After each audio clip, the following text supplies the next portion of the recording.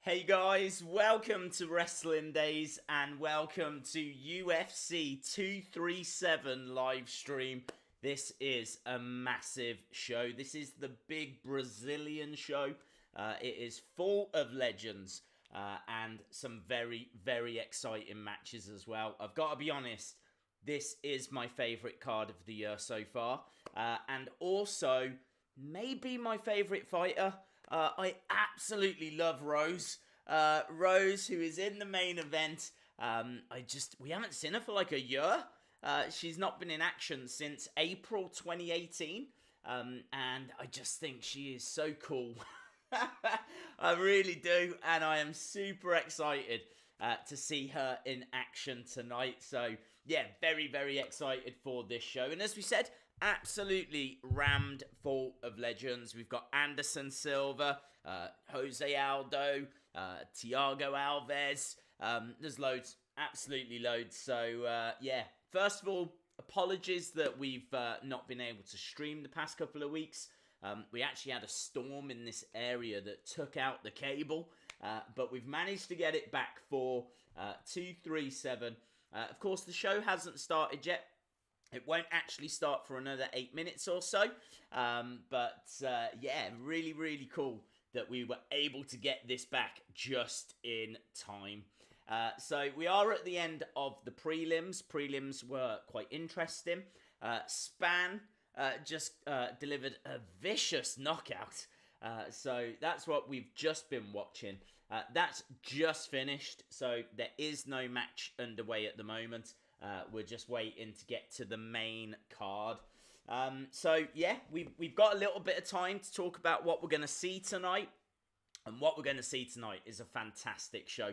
I mean, we don't know that for certain, but I'm 99% sure that it is going to be a show to remember because they have stacked it. It is absolutely rammed. As we said, full of legends, full of potential. Some really interesting contests as well.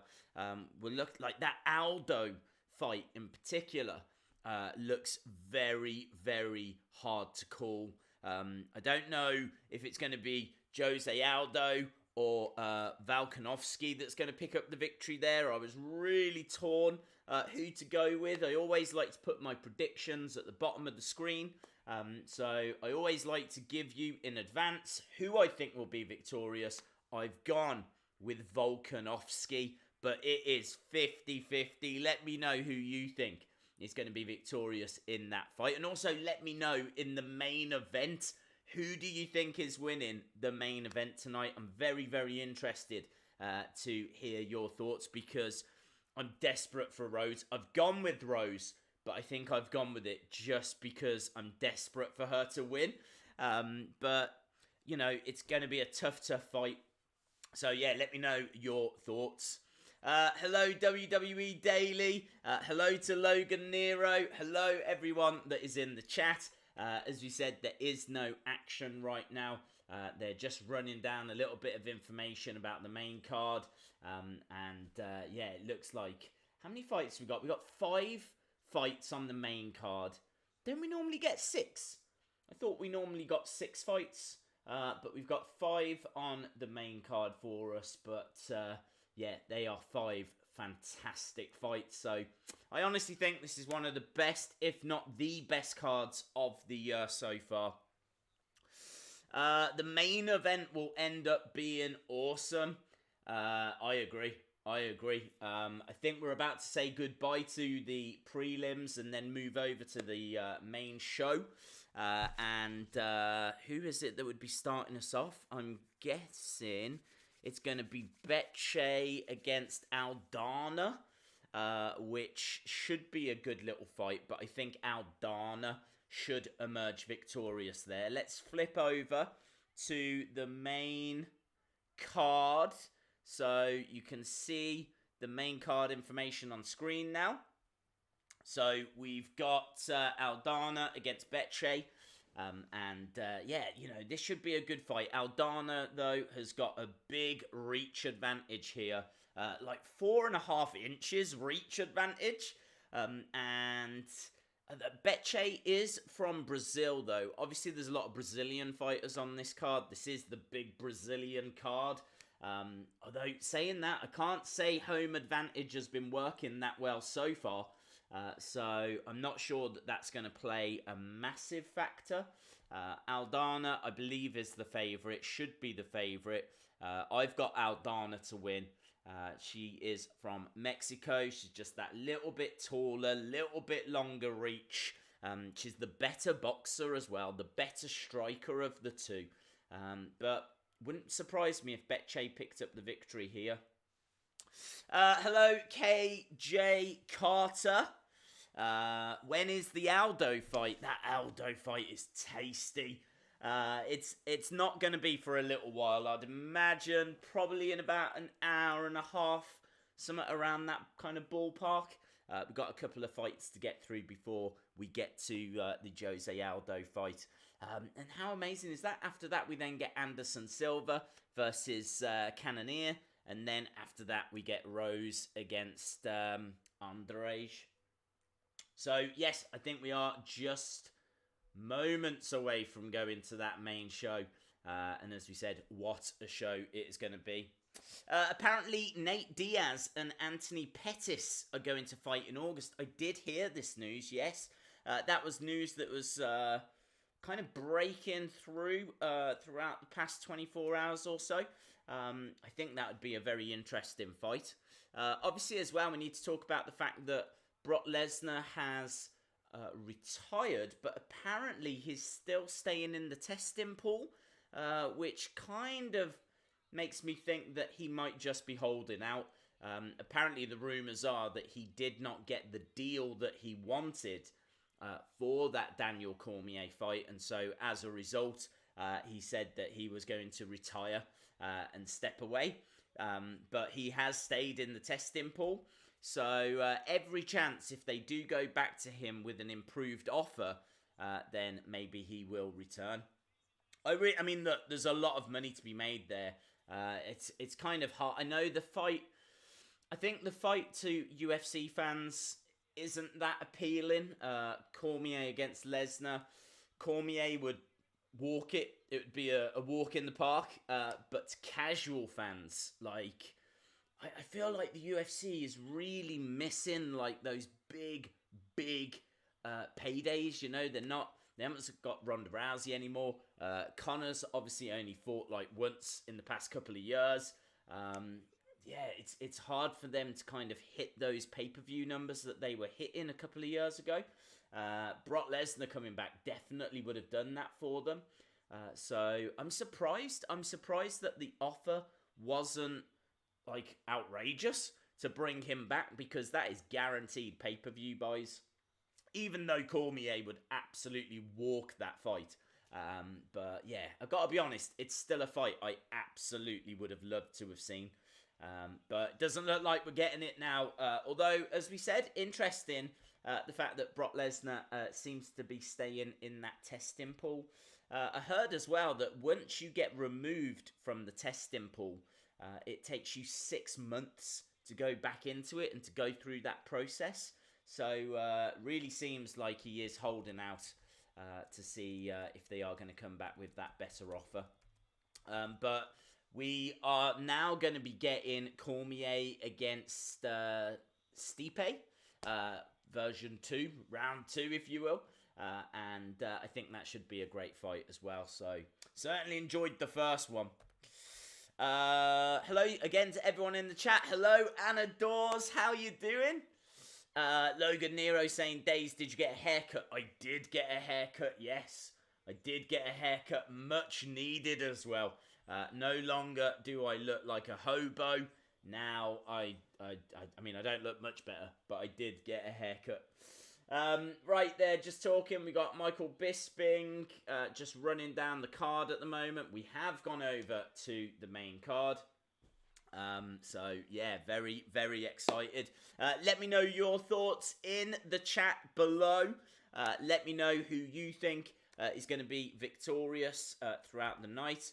As we said, I think the next fight that we're going to go to is going to be Aldana against Bethe.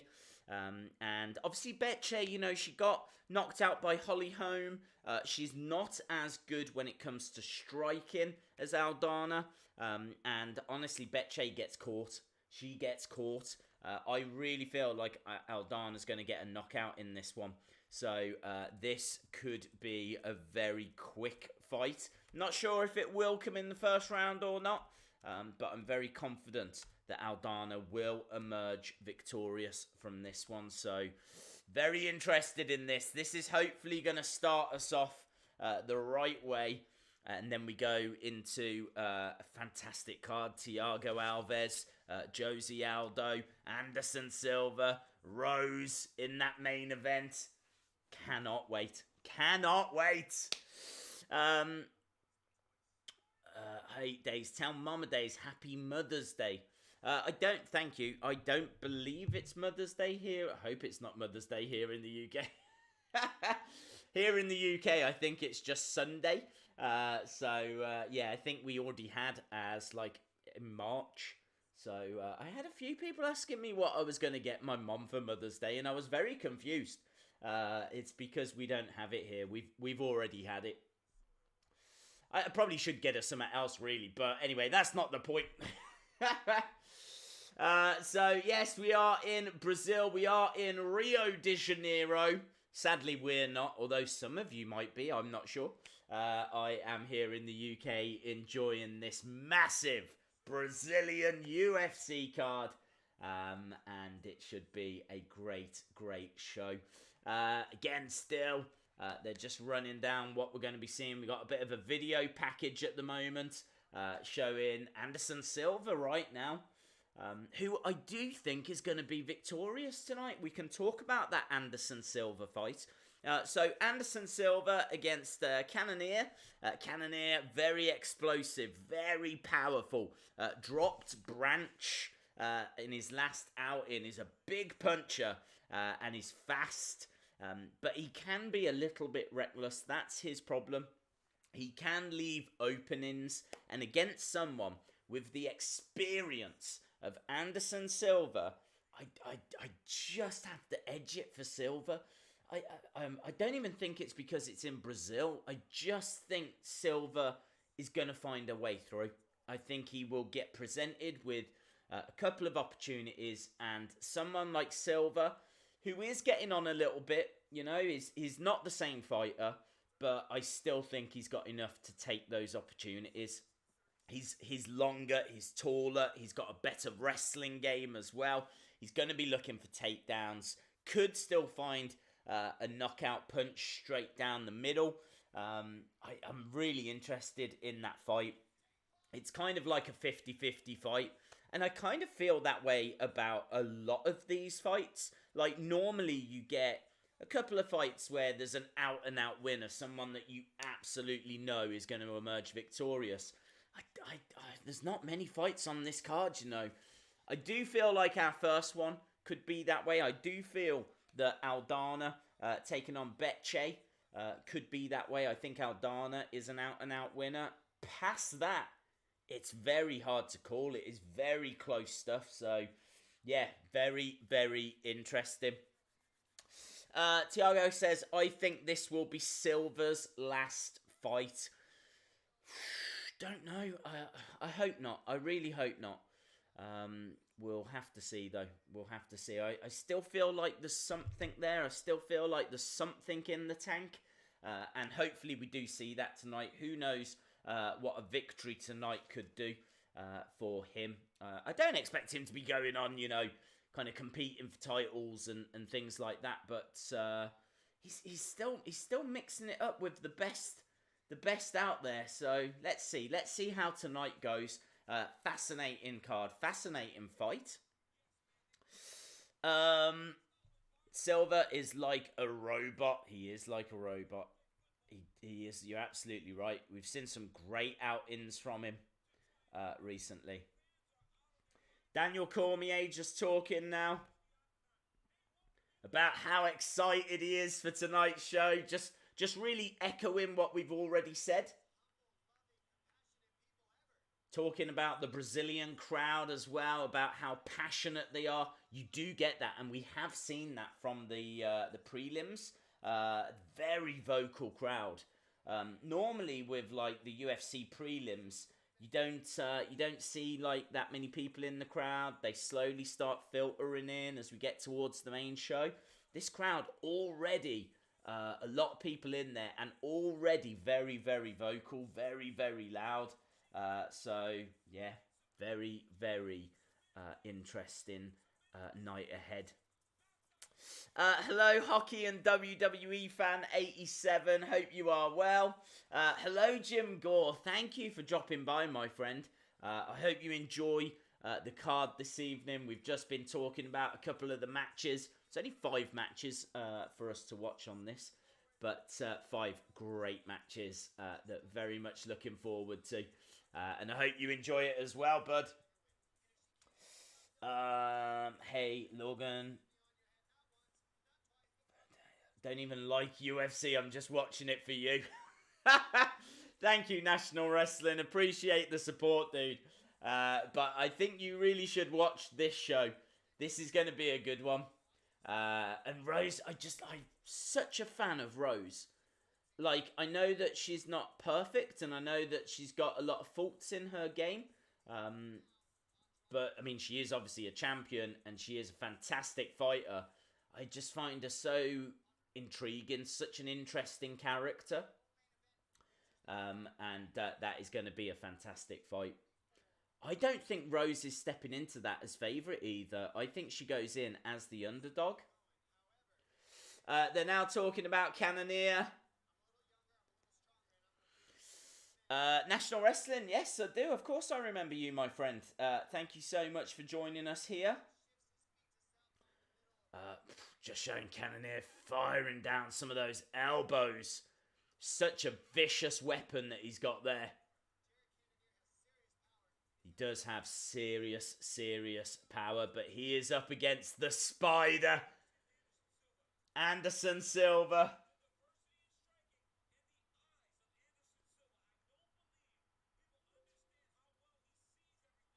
Yeah, really interesting. Daniel Cormier saying that he doesn't think that people really appreciate the eyes of Anderson Silva, which is a very weird comment.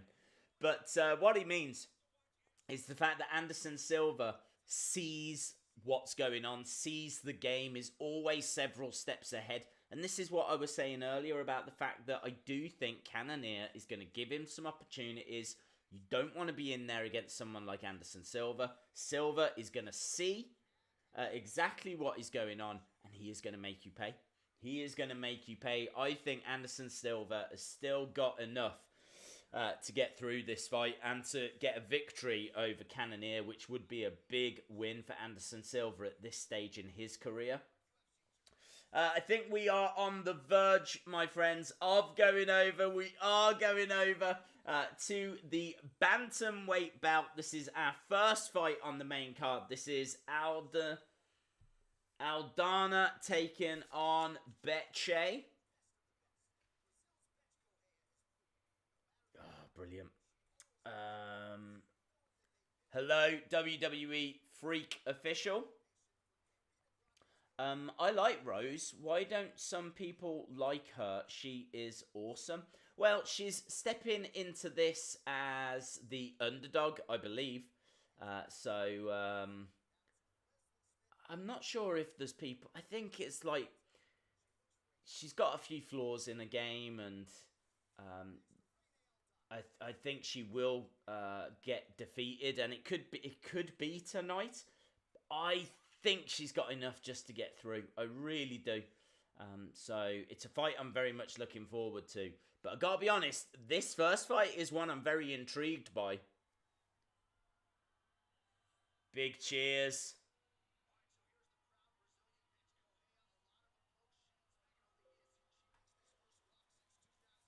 Correia making her way out from Brazil. Crowd going crazy already.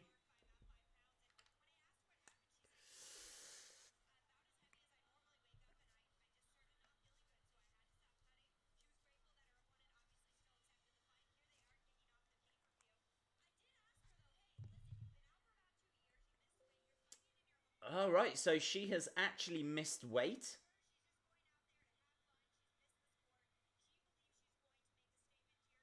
So Correia is coming in. She's missed weight. She says that she just wants to go out there, have a good time. She's got a big smile on her face. She says that she's very grateful that Aldana still accepted the fight.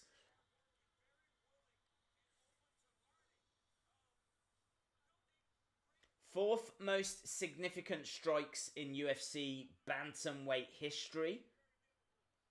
2 wins by knockout. Fifth highest striking rate.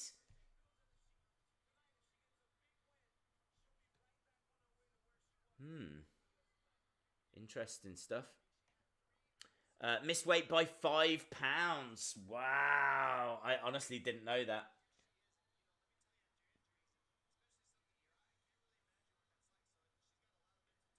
So, Correia stepping into the octagon. We're just waiting for Aldana to come out, and then we will be underway with this fight. The daily news videos are great. I'm glad you enjoy them, dude. I really do enjoy doing them. But I love doing these streams as well. So it's great that we are back for these. Here comes a more focused Aldana, ranked 11th from Mexico. I think there's boos from the crowd, which you would probably expect. Clearly, they're going to be cheering for Correia on this one.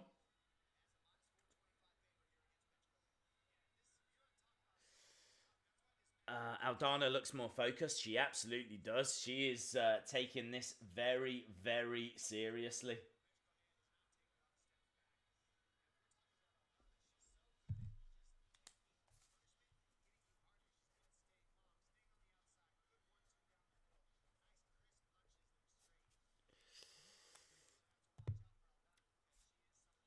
Days, I picked up Deluxe Stone Cold 6-bout figure. It is truly epic. Oh, wow, you did well to find that, dude.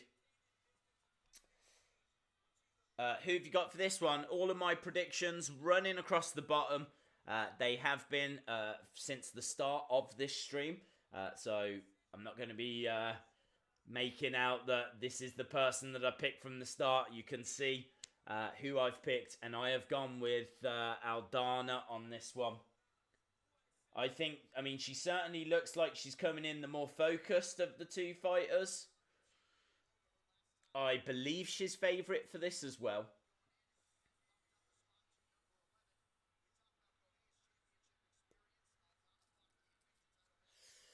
Love your toy hunt videos. Thank you very much, dude. Shout out to Jeremy.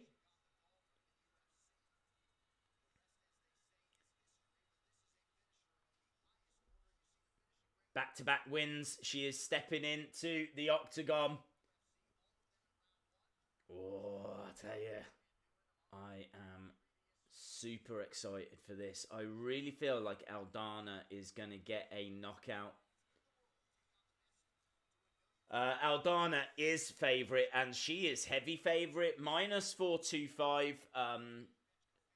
Correia. Plus 325. Right, here we go. Tail of the tape, and then we'll get the announcements, and then we will be underway. So, Correia 35, Aldana 31. We've already gone down the fact that Aldana is taller. She's got better reach, better leg reach. She's the better striker. She's not as heavy. Bruce Buffer is here to do the announcing. He's got a lovely white suit on this evening. He looks like Leisure Suit Larry.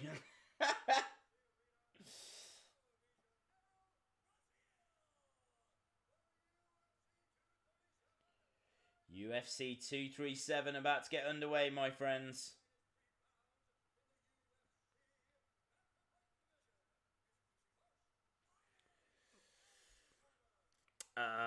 Rose, Silva, Aldo, Aldana. Yeah. Good predictions.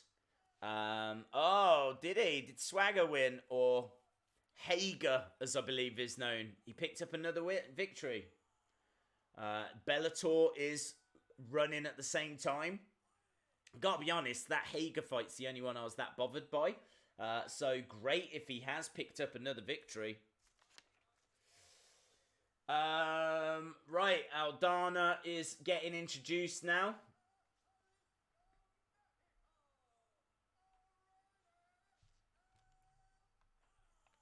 The one who missed weight surrenders 30% of the purse to the other fighter.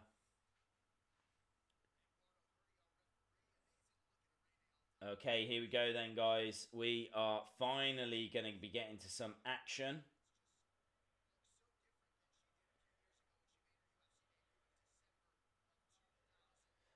Okay, they're bouncing back and forth. They step into the middle. And we are underway. So we have got Aldana against Correia.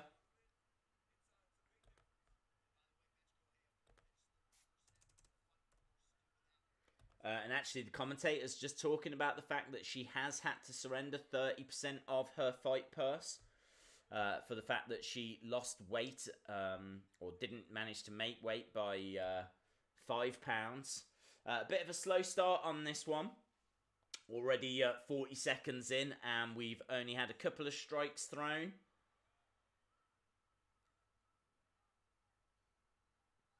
Both women in the centre. Aldana just looking for an opening at the moment. Correia just standing her ground. Aldana throwing a couple of jabs. She's kind of stepping in and stepping back again. She's like lunging forward with her jabs and making sure she gets back. I think she's quite weary of the kicks from Correia. So she's trying not to get caught by anything. And actually, it is Correia that is on the front foot a little bit here. She is the one that's advancing more. Aldana having to do a lot of work, kind of like really running around. A lot of movement from Aldana. Clearly part of her strategy, though. But she's got to be using up quite a bit of energy here. Not a lot of strikes thrown. As you can see, 7-3 at the moment. So, not a great deal being thrown. But Aldana is finding a way through.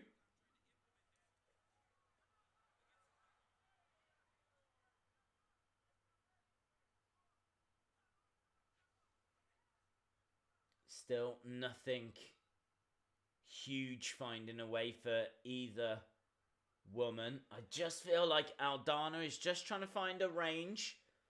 Correia kind of stepping forward now, though. Big roundhouse left. I think it just whistled past Aldana. Aldana stepping forward with a left jab, right jab, kick from Correia.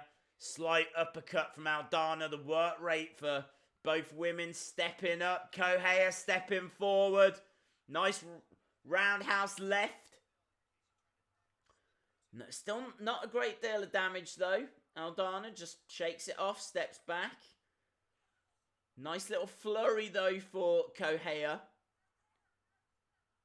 Nice combo there by Aldana. Can't really get all of it through. I think Correia's defense has been very good here. That was a massive overhead. Doesn't connect.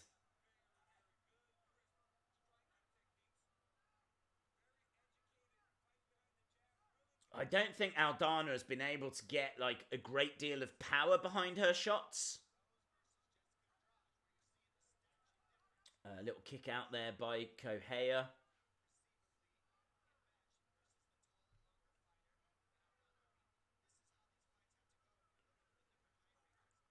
That's a little better by Aldana. Nice little 1-2. We're down to the final minute of this first round.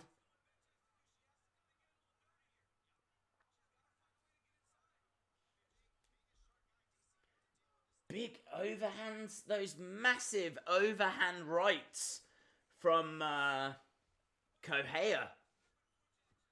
If those overhand rights connect, she is going to do some damage, but none have yet.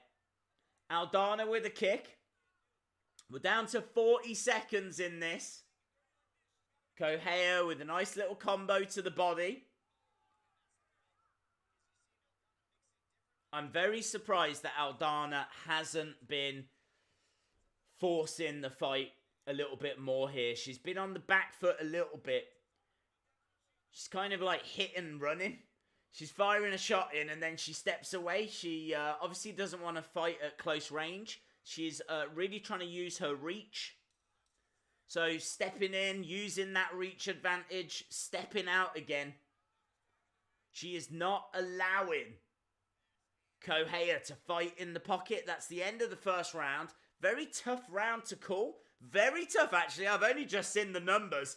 18 shots each. Like, straight down the middle. Very, very hard round to call. Let me know in the chat, who do you give that round to?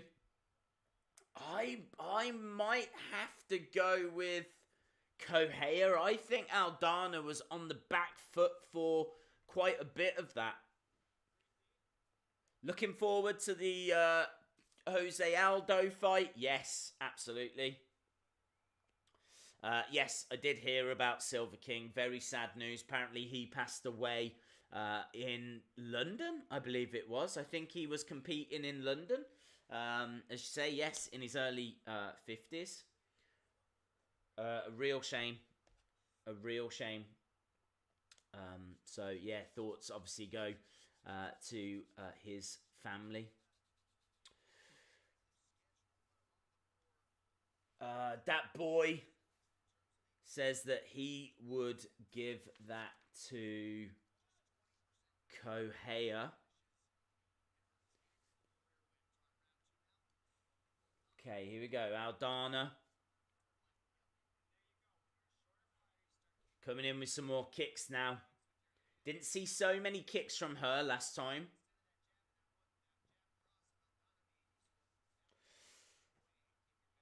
Nice little 1-2 combo by Aldana to the head. Correia still forcing the fight. Very much the same strategy of what we've seen from Aldana. She's coming in, she's firing in a shot, she's backing away again. She's trying to use that reach. She's trying to not get caught by any kicks.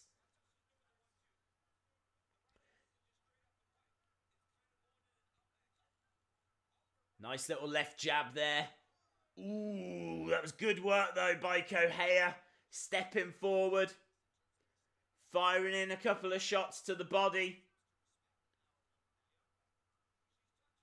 Where are we? Again, very close fight. Look at this. I feel like Correia is the one that is taking the fight to Aldana.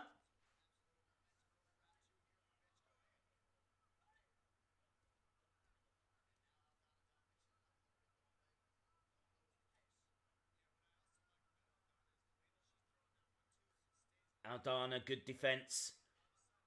I tell you what, very quick right jab there from Aldana. She's got her guard up. She's got a block up. She's absorbed a couple of shots there, but just like lightning, fires off a quick right jab. Again, though, nothing really doing any damage here. Neither woman has looked phased at any stage. Correia is the one, though, that is definitely on the front foot. It's just a different strategy, though. We are in the second round. We've got 2 minutes 50 left of this second round. And it has been an interesting fight. Some big headshots coming in from Correia, though.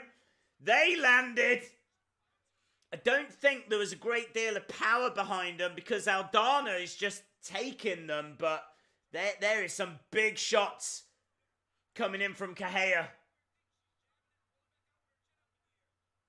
I don't think Aldana's strategy is working here. And for whatever reason, She doesn't seem to be generating her usual power.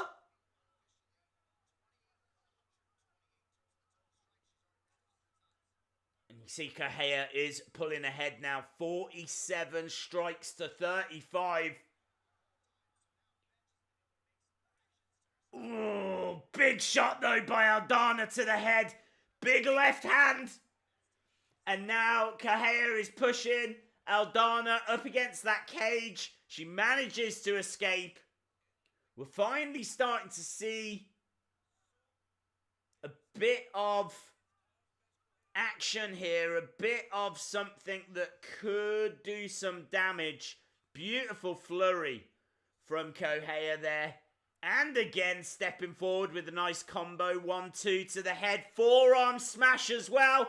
Overhand left does connect this time. Overhand right doesn't. Shot to the body. I really feel like Aldana has eaten quite a few big shots in this round. This feels like a Correia round. And again, she's getting through. This is a big surprise. So she's trying for a takedown now, Correia.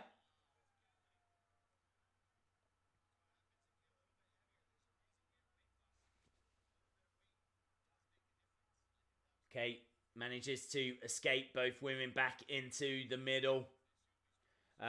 Clearly Correia is pulling ahead now.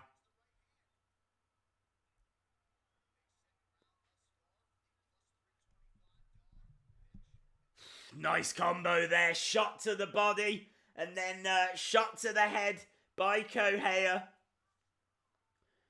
Lunging in with another body strike and a forearm. Aldana just has no answer here. She is getting shots through. But not with the same velocity. Oh, that was a beautiful uppercut by Aldana though. Ah, too late. Too late in the round. Man, I tell ya. Good. This is a really good fight. I thought Aldana was going to walk this. I really did. I really feel like the difference in the fight is that Correia is putting the pressure on Aldana. So Correia is the one that's coming forward. Aldana is the one that's fighting off the back foot. She's having to like lunge in with shots. She can come in and get a shot in, be it a right jab or a left jab. And then she's having to step away again. She can't come in and get a flurry. She can't get any kind of volume or combinations. So she's just not really doing the damage.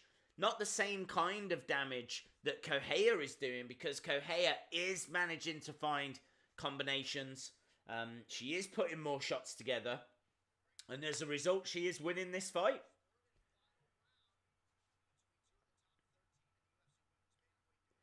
Really interesting stuff. We are into the third and final round. And Correia is definitely winning this.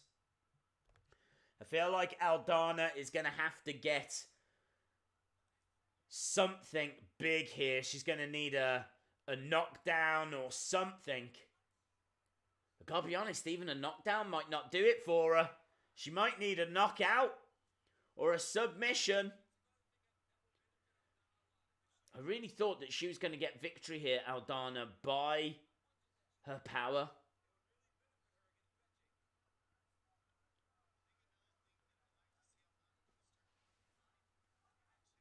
Correia backing up a little bit now, not putting the pressure on as much.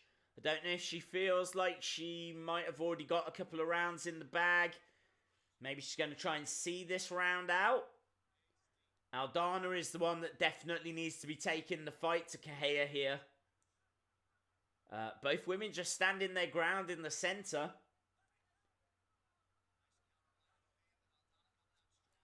Aldana has come out a little stronger in this round, but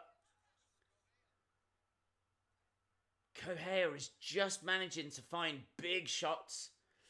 Big right hooks. Big right hooks. That seems to be one of her biggest weapons, Correia. Aldana just cannot find that knockout punch.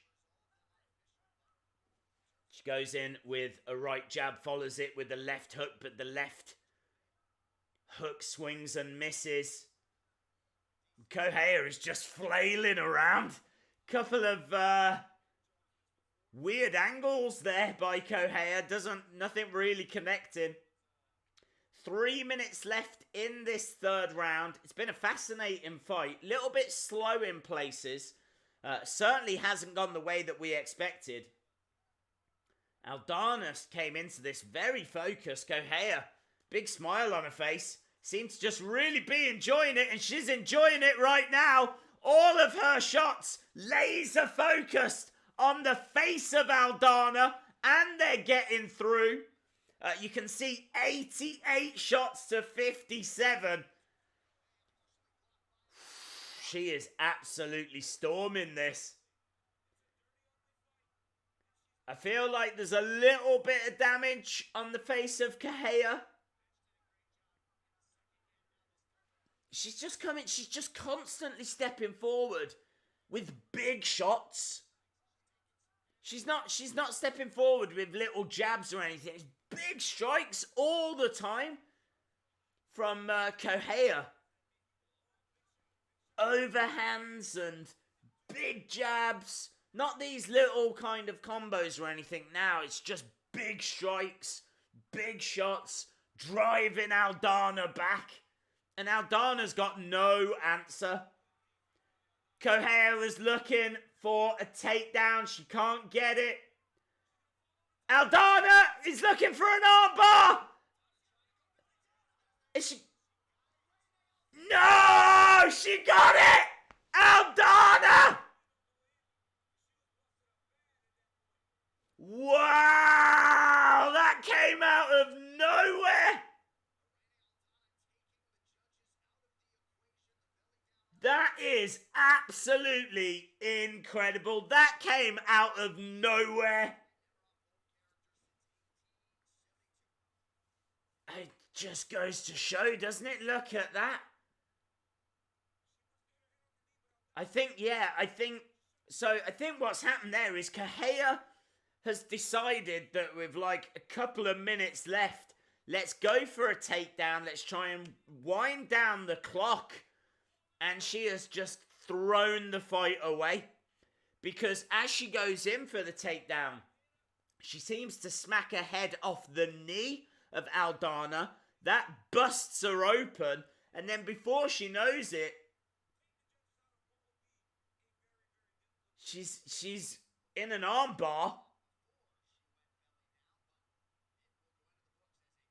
She looks really unsteady on her feet now, Correia, but wow. I really thought Aldana had thrown that away. I really did think Aldana had thrown that away. What a great fight. Really interesting.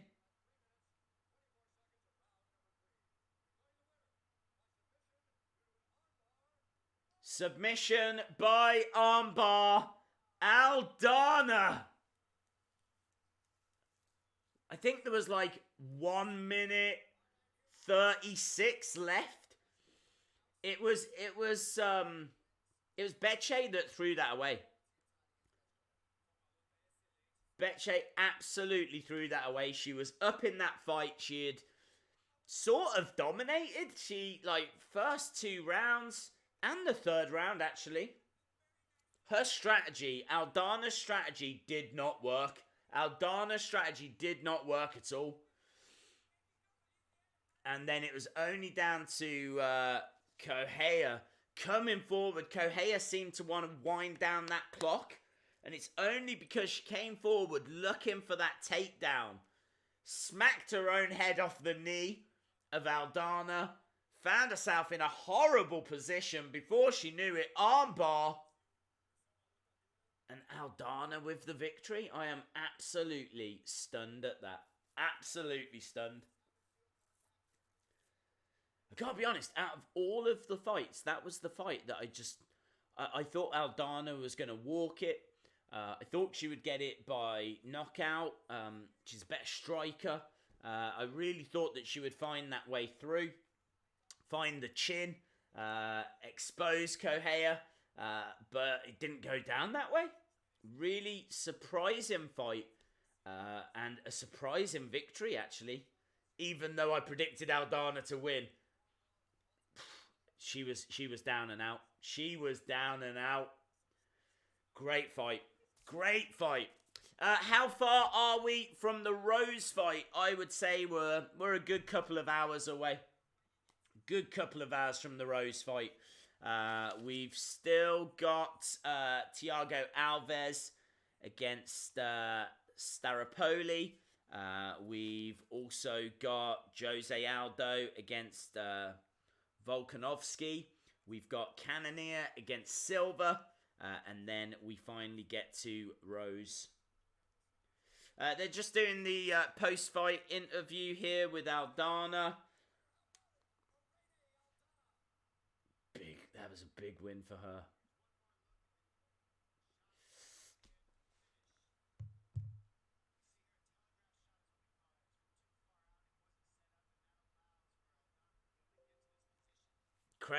Crazy that she just kind of threw that away. I mean, you can even see from the information on screen, total strikes 90 against 59.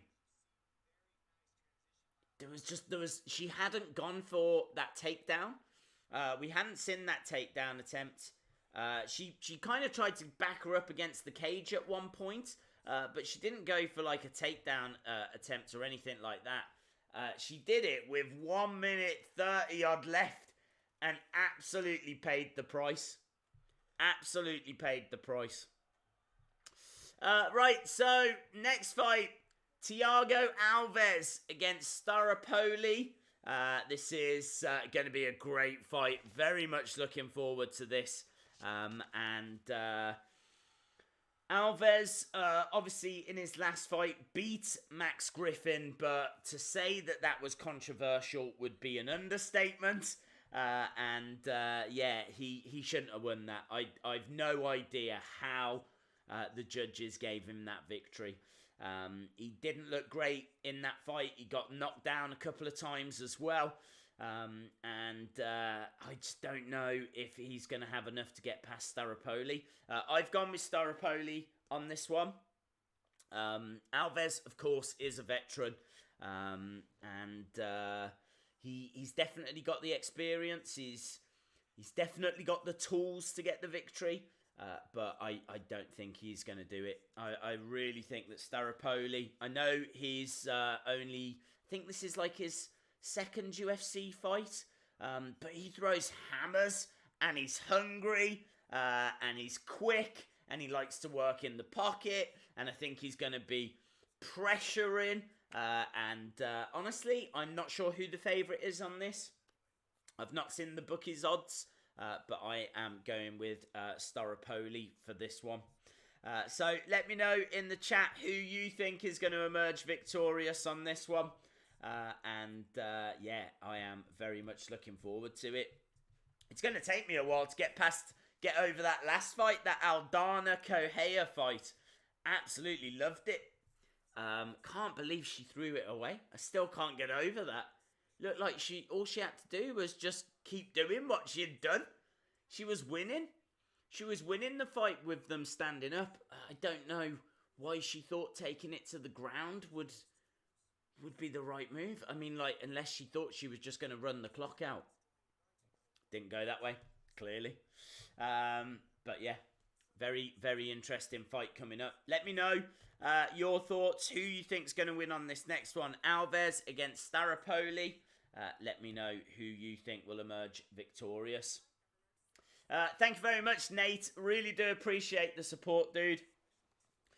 Yes, all these links, of course, are fake and annoying, and I can see them in the chat, and where I can, I will look to get rid of them so that we can go back to having a chat and a community. So don't worry, I will keep an eye out and try and get rid of them as and when I can. We are at commercial at the moment, so certainly not missing anything. I suppose we can take this time just to have a look at the tail of the tape. So Alves, 5'9", Staropoli, 6 foot. Obviously, both guys coming in at 170. Staropoli, 1.5-inch reach advantage, big leg reach advantage as well. And really feel like he is got a lot in his arsenal here. As we said, he's green, but he is going to put the pressure on, and he has got big strikes in him. As we said, he can throw hammers, but he is in there against a Brazilian legend. And, you know, is that home crowd going to play any kind of advantage? We haven't seen it so far. Obviously, we just saw Correia lose, even though she was winning for most of the fight.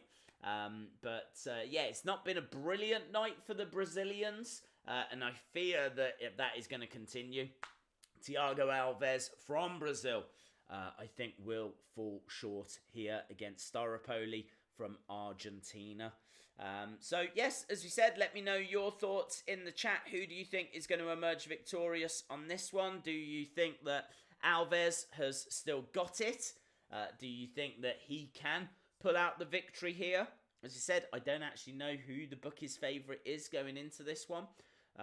But I don't think he is going to do it. You can see my predictions streaming along the bottom of the screen. And I have gone with Staropoli for this one. Hello, Planet UFC. Thank you for joining us. Brazilians fixed the next 4 fights.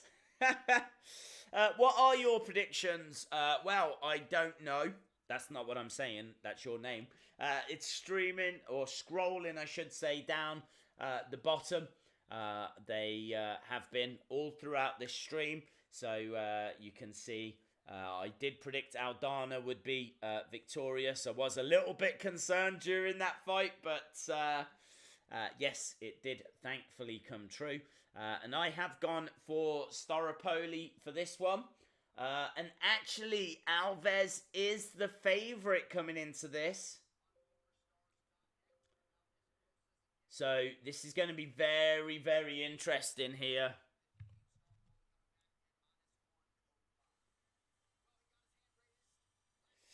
Yeah, they're just talking about Alves and his last fight against Max Griffin. As we said, no idea how he got his hand raised for that one.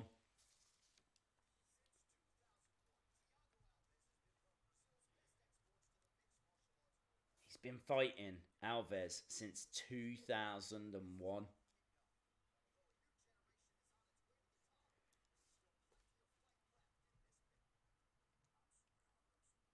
I just don't think Alves has looked that good. I mean, I really feel like that's stating the obvious, but even though Alves is a very dangerous fighter, I just feel like his tools are starting to diminish. He's just not the same fighter. He's name only for me now. I mean, he's only 35. He's not like, you know, crazy old, but I've not been that impressed with his recent showings. Not just Max Griffin, not just that Max Griffin fight, but even before that.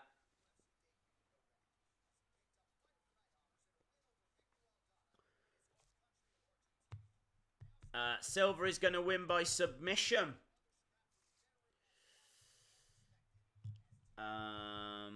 Yes, she is. She is the main event. Never really watched Alves. Oh, well, he's an absolute legend, isn't he? I mean, don't get me wrong. This is going to be a brilliant fight. And Alves is stepping in as favourite. I just don't think he's going to do it. Simple as that. Big smile on the face of Staropoli.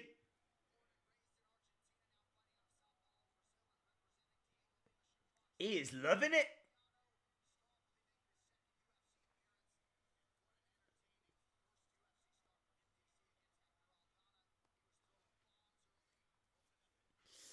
Any fighter not from Brazil has to dominate the fight or finish it, or the judges will give it to the Brazilian fighter. Really good point, actually, from King Na there.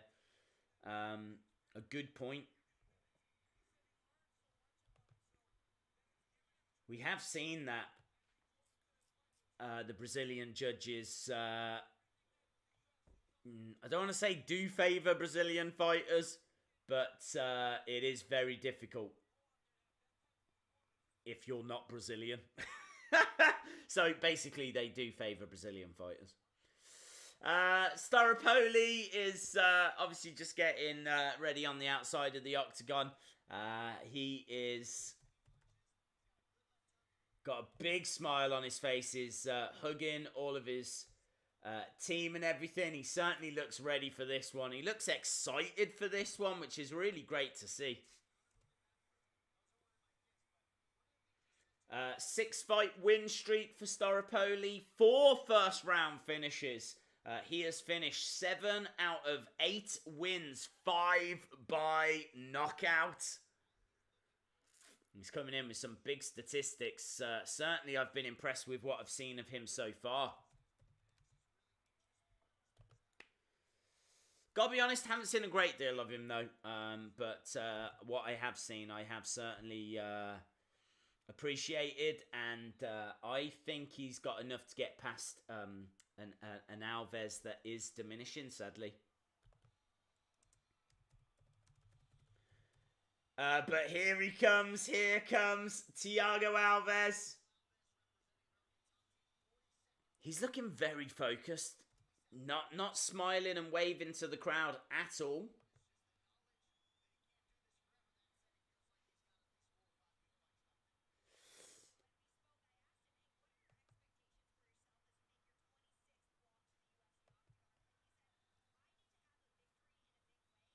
So Alves saying, kind of acknowledging that he needs a victory in a big way here.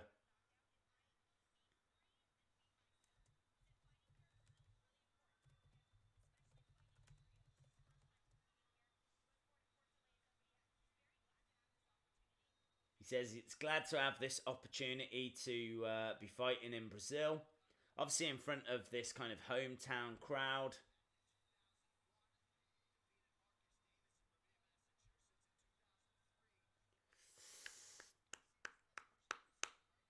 Thank you very much, my friend. I don't know what's going on with the sub count. I was just having a look into that. Looks like there's some kind of error with the website that it's taken from. So that's a bit annoying. If you are watching and you haven't subscribed, hit the subscribe because we are here for all of the UFC shows. We have missed the past couple of fight nights, which really hurt. I couldn't even watch them.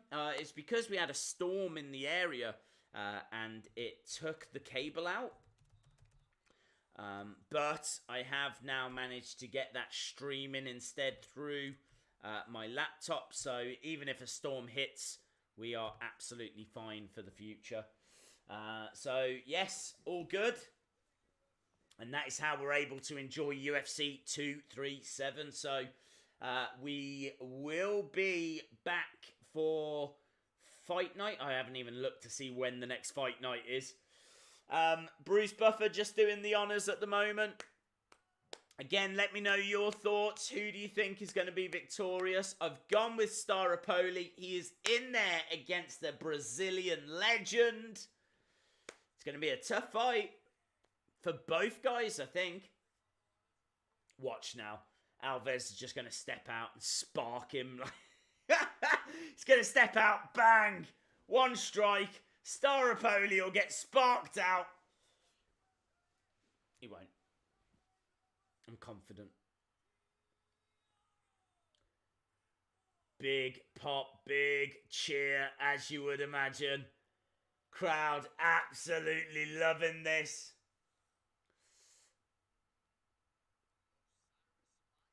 Osiris Maya is the ref for this one. Okay, let's pull up those statistics. And we are underway, my friends. We are underway. Nothing thrown yet.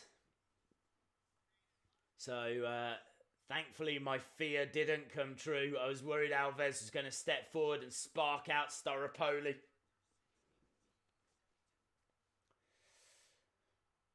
Still nothing yet, you know, still nothing thrown. Very cagey. First 30 seconds here, both guys.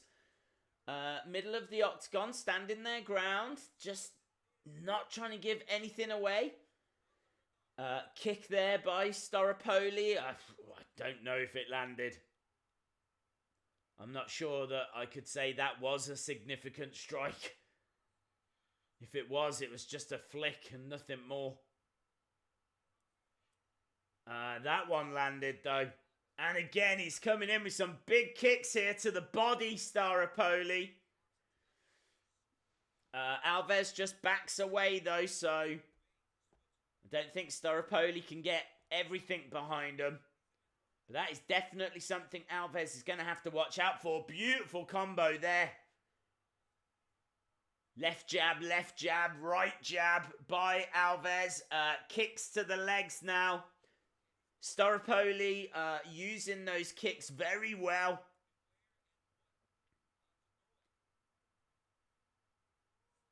Oh, kick. Nice. Roundhouse kick, but doesn't land. So impressed with what I've seen with Staropoli. Big left jab. I thought he had him then. He was fighting at close range because Alves had actually stepped in at the same point that Staropoli fired off that left. And I really thought he got quite a bit behind it. Oh, he's got Alves backed up against the cage. Some beautiful strikes coming in from Staropoli. I should have put money on this. I knew I should have put money on this. He's constantly switching his stance as well. Staropoli going from orthodox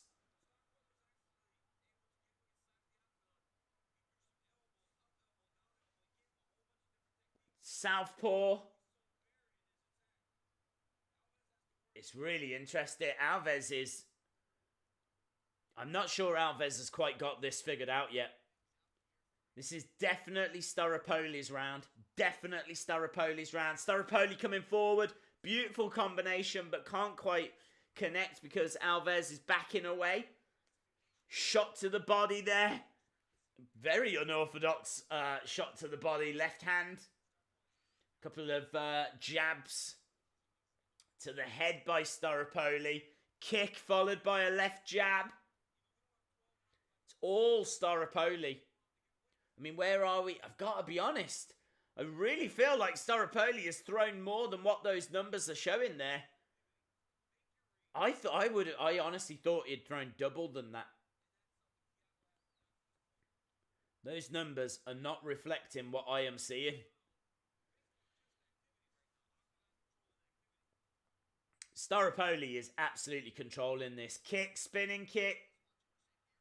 He's just got Staropoli going through the motions here. He's not landing anything.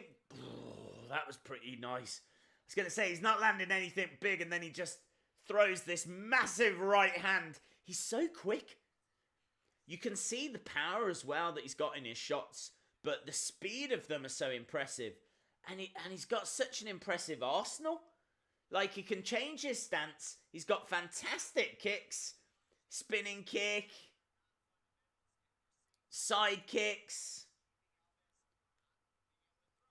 He's keeping Alves at bay. Like, Alves just cannot even get close. Now, the other problem that Alves has got as well is that wherever he tries to find a way in, Staropoli has got a weapon there. He's got something that he can throw to keep Alves back. Quick 1-2 by Staropoli. Alves, I don't know what these numbers are showing. These numbers seem to be showing a different fight than what I'm watching. I can't remember Alves landing anything. Oh, he does there though. He does there. That was the best moment for Alves right at the end of the round. Just as I was saying, I don't remember him throwing anything. He lands a nice little 1-2 to the head, but that was easily a Staropoli round. Wow. Hello, my friends. For some reason, I want all the Brazilians to get their asses kicked tonight. I'm just trying to hear what they're saying in the corners.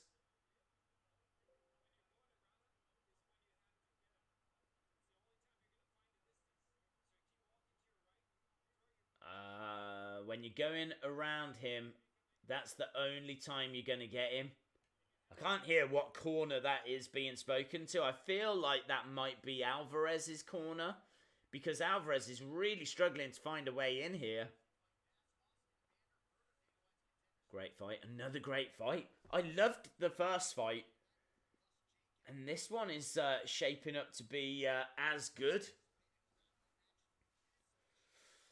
Honestly, all Staropoli for me so far. But let me know your thoughts in the chat.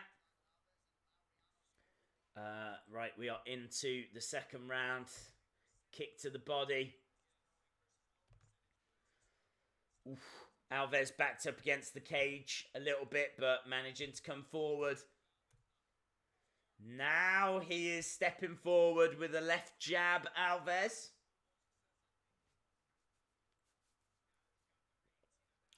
Bit of a refocus here for Alves, I think. I think he kind of needed that talk to his corner. He was finding a way through towards the end of that first round, though. You got to give him credit for that. Ooh, big right hand, but can't quite get it through to the head of Staropoli there by Alves. First minute down into this second round. Got to be honest, Staropoli not throwing as much. Kick from Alves to the leg.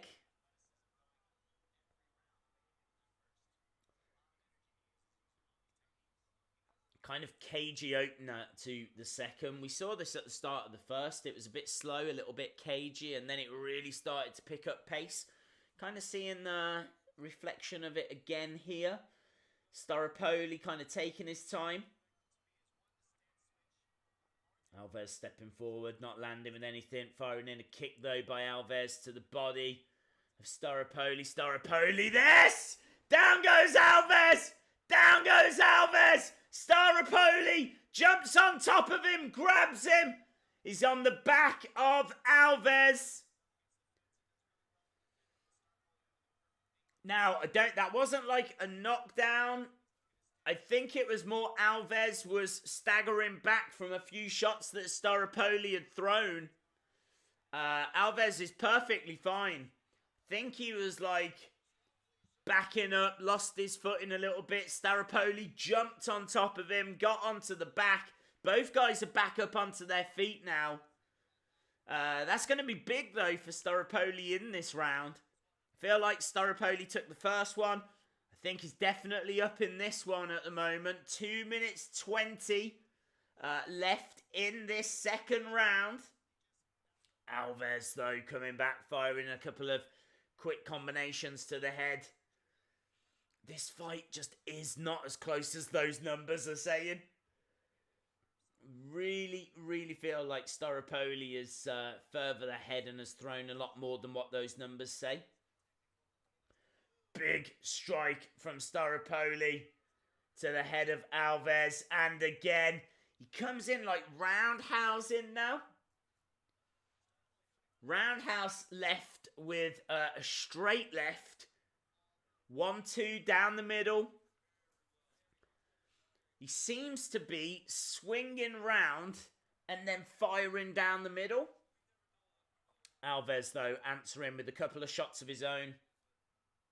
It's been a great fight. Oof. Staropoli snapping the head back of Alves. So interesting. And you can see Staropoli is slowly pulling ahead. According to these numbers. I've had him well ahead for a while anyway.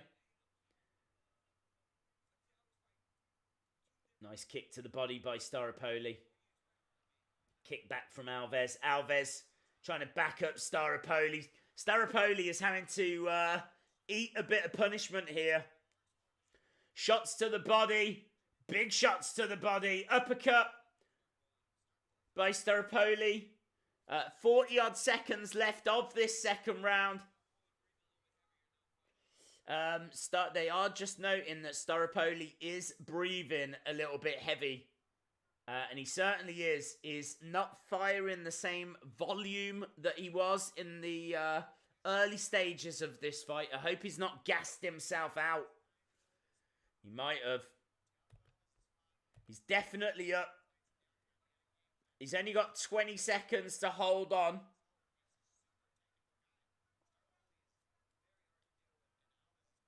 Ten seconds left. Oh, Alves with a beautiful combination. Shots to the head. Couple of right hands and a left followed through from Alves right at the end. I really feel like Staropoli was tiring then. Really feel like Staropoli was not in great shape. They're just showing some of those combos that Staropoli threw. A couple of vicious body combinations there. I would give that to Staropoli. I feel like Alves getting backed up and kind of stumbling down. It wasn't, I'd have to see the replay, but I don't believe it was a knockdown. I think it was more Alves kind of tripping over. But he was tripping over because of the pressure that Staropoli was putting onto him. And then as soon as he goes down, Staropoli jumps onto his back. I think he was looking for a rear naked choke, but Alves too quick, got straight back up to his feet. But for me, that was a defining moment of that second round. I would have to give it to Staropoli. And Staropoli easily took the first. Is he gassed out, though? That's the question. Is he gassed out? What does he have left? You know that Alves is still going to have a lot in the tank. I don't feel like there's question marks on his stamina. Staropoli, though, has come out and he is firing absolute bombs. I think he wants to end this. Alves with a takedown. Alves successfully takes down Staropoli. Staropoli came out much quicker in this third, throwing absolute bombs. Alves answers with a successful takedown. That is one takedown each. Both guys back up to their feet. 4 minutes 20 left into this. Standing in the center of the octagon. Both guys got their guard up. No one throwing anything at the moment. It's gone back to being a little bit cagey. You know that this is going to explode again, though. You know that both fighters are going to go for this. Big moment that was for Alves. Big moment. He kind of cancelled out that takedown that Staropoli had from the second round. Staropoli, though, stepping forward. I think you'd have to look at shots now. And for me, it's been Staropoli that's been on the front foot. It's been Staropoli that's been firing more. He's had more volume of shots. He's been taking the fight forward a lot more. He's been firing in more combinations, and we're seeing another one there to the body. Alves seems to be breathing a little heavy. Backed up against the cage, but both guys step forward again. 3 minutes 15. The clock keeps ticking down. There's not long left in this one. I feel like Alves has got a bit of blood coming out of his nose. He's looking for a second takedown. He can only drive Staropoli against the cage. Staropoli not going down. He's got to avoid this takedown. He's got to stay up on his feet, Staropoli. He can't afford to be taken down here. That would be a big moment if he got taken down. We are deep into the third. 2 minutes 30. Both guys standing in the center of the octagon. It's been a fascinating fight. We knew it was going to be a great fight. Knew it was going to be a hard fight. I did go for Staropoli, and I do think he's winning this. He's certainly thrown a lot more. For me, he's been the fighter that's taken the fight. Both guys just standing. The momentum has kind of gone out of the fight for a second. Kicks from Alves. Oof. Back elbow. Spinning back elbow from Staropoli.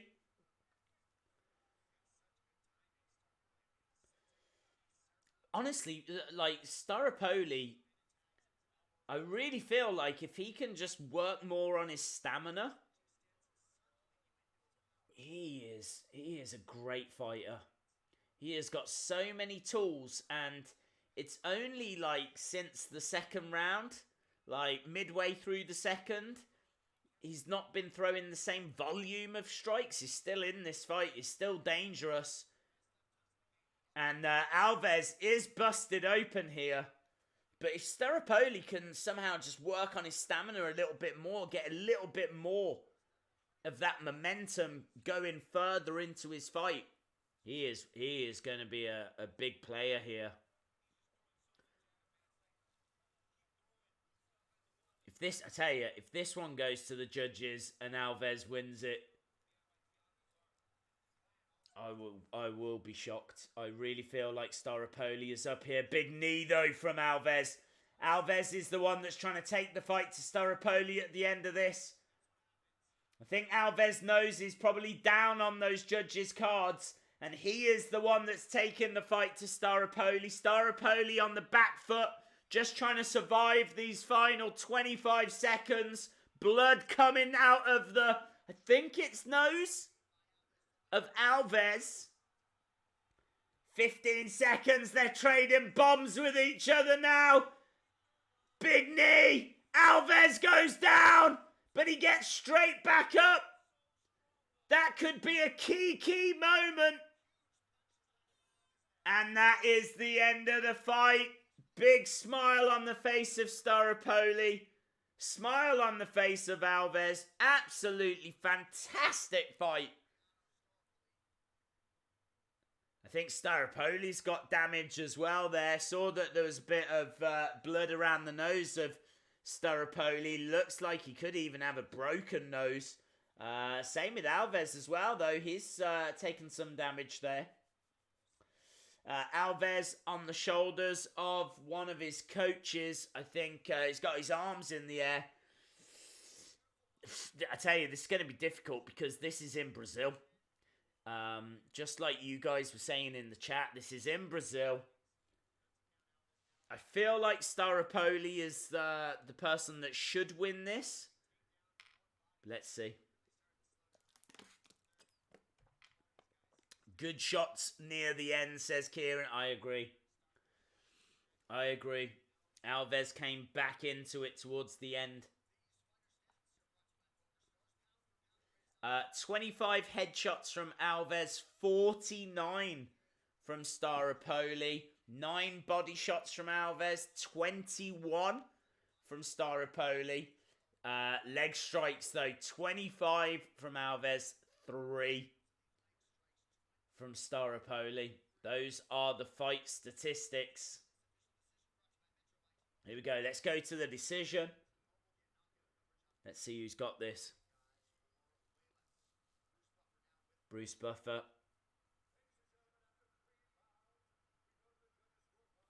This is tense.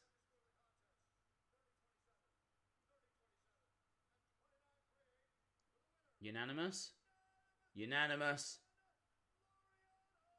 Wow! Staropoli by unanimous decision in Brazil beats the Brazilian legend Thiago Alves. Wow.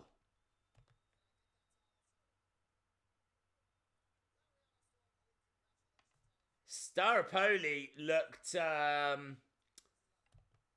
surprised. I gotta be honest, he looked surprised.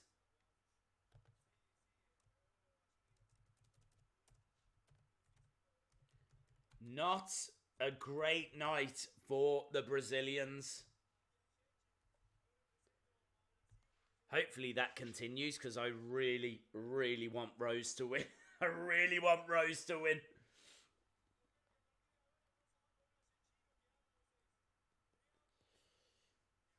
Staropoli deserved it.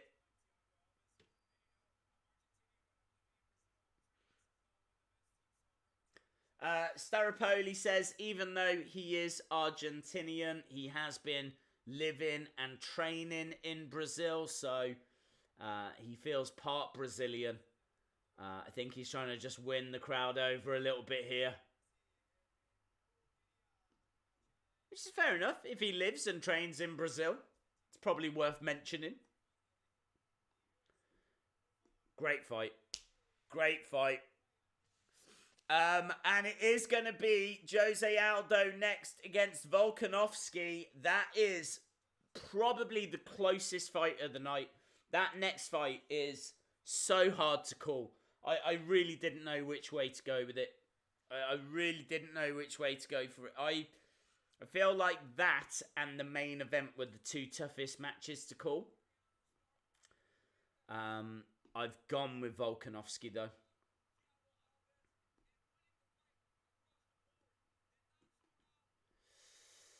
Hello, New York. Hello to Tina.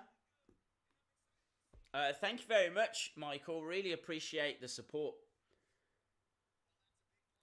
What fight is next? I think it will be Jose Aldo against Alexander Volkanovski.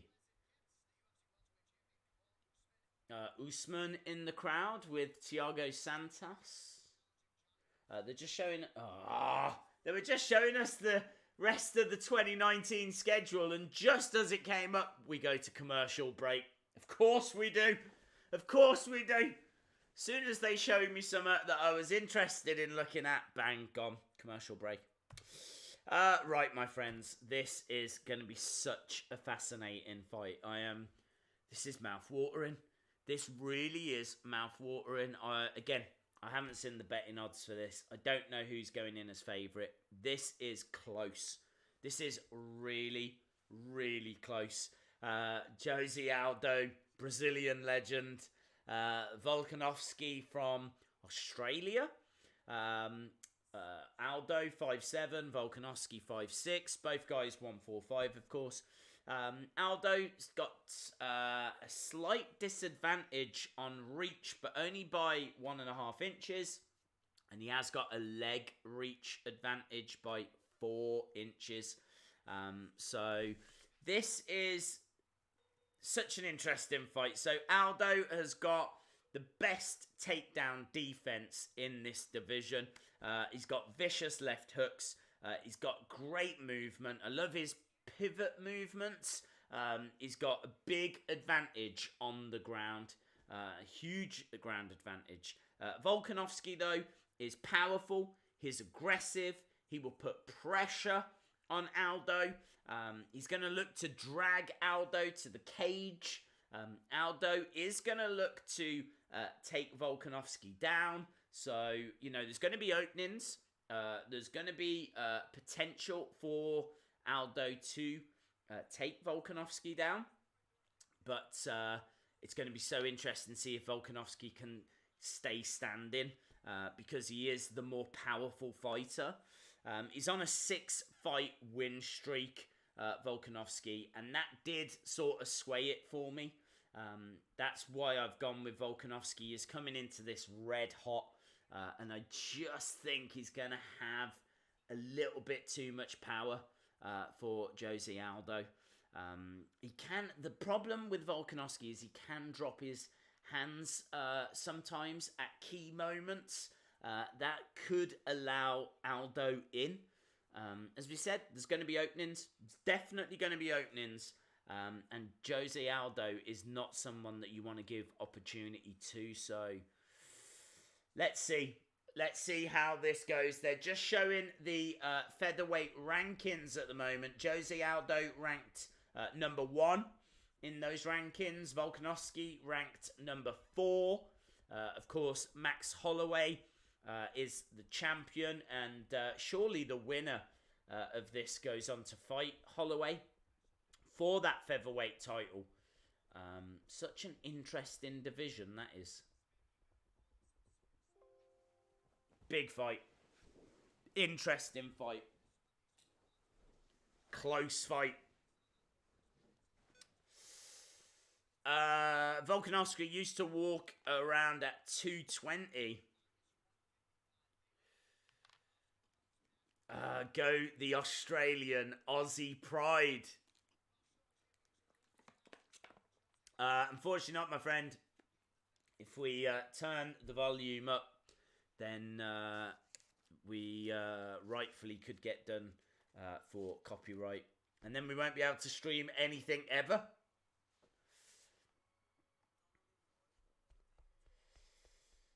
So they're just now showing us the video package for this fight. Let me change the text over. Let me know in the chat, guys, who do you have?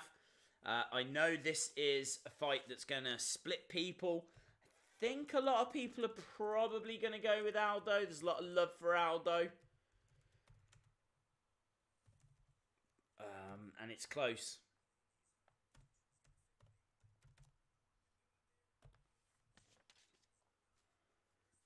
Do you think Volkanovski, he's so powerful. If he lands big shots, I don't know if Aldo's gonna last that long. And Volkanovski has got slightly better reach. He likes to fight close.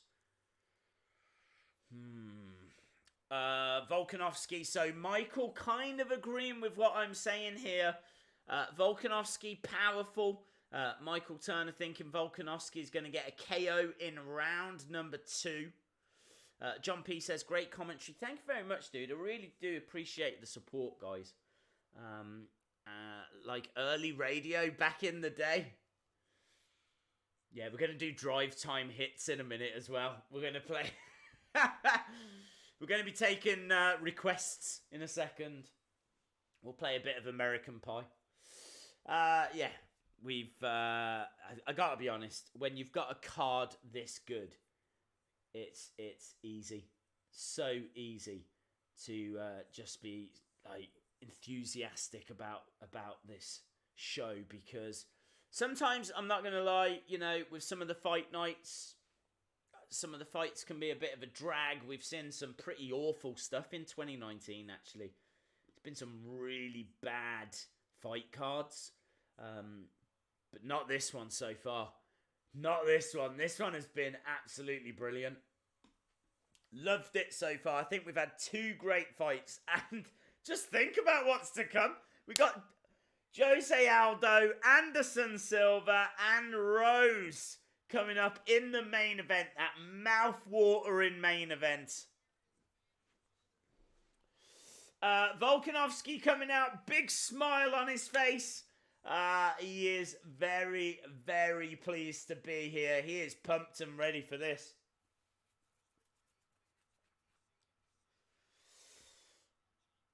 It's just on the outside getting ready. Again, let me know your thoughts. Thank you very much, Tina. He is very excited. The commentator's just saying that not only is excited to be in Brazil in front of this passionate crowd, but to get an opportunity to fight someone like Aldo. Look, he's got, honestly, such a big smile on his face. So, 16 fight win streak. 4th largest strike differential in UFC history. 5th highest striking accuracy in UFC history. 60.3%. He really does come in with a lot of tools here. A lot of power. Striking accuracy. He's not perfect. As we said, he can drop his hands sometimes. And he is going in against one of the all-time greats. But this guy can get the job done. This is such a close fight. He's running circles around the octagon now. He's stepped in and he's doing a couple of laps here. Might want to save that energy, mate. Might want to save that energy.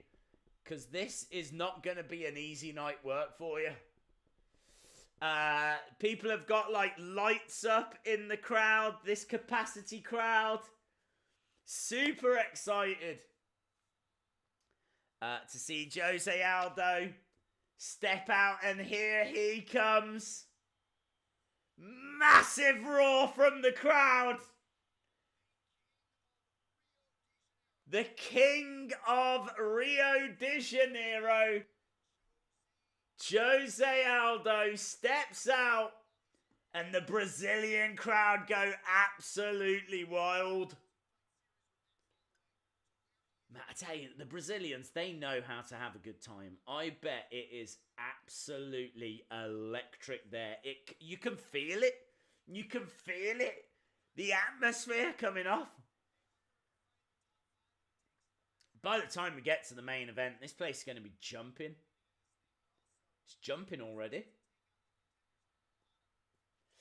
Right, Jose Aldo on the outside is just embracing his team.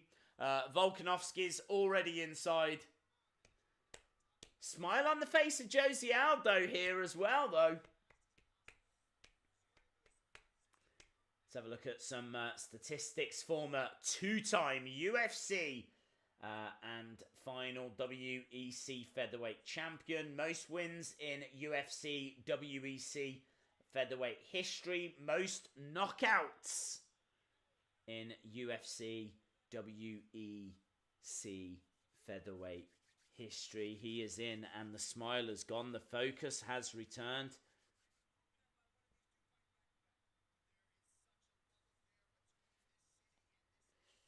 Commentators just saying there is a big love affair with this city and Jose Aldo, and you certainly felt that when he stepped out. So if you are just joining us, this is the third fight of the evening.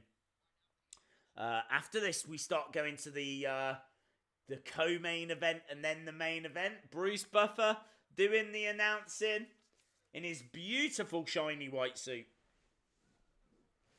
Looking $1 million, as he always does. Volkanovski stepping into this as slight underdog. Just slight underdog. He is plus 135 here. As ranked number 4. Of course, Jose Aldo ranked number 1. And the winner of this surely goes up against Max Holloway for that featherweight title.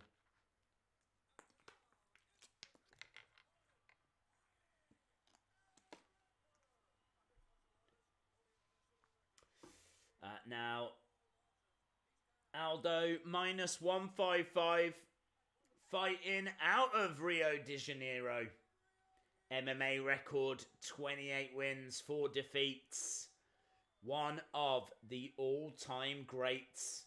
What a card! What a stacked card! We've seen 2 great fights, and now we've got this. And we're not even at the main events. This... madness, I tell you. Bruce Buffer leaning in to Jose Aldo. The place erupts as he gets announced.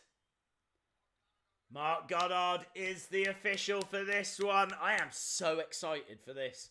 Super pumped for this fight. You can feel it. I'm not sure how we've already had one total strike. For me, the fight's only about to just begin. Here we go. We are underway. We are into the first round, and no one has thrown anything yet. Kick from Volkanovski. Swing and miss. Chanting from that Brazilian crowd. They're chanting, Aldo, Aldo. A lot of love for Aldo in this crowd.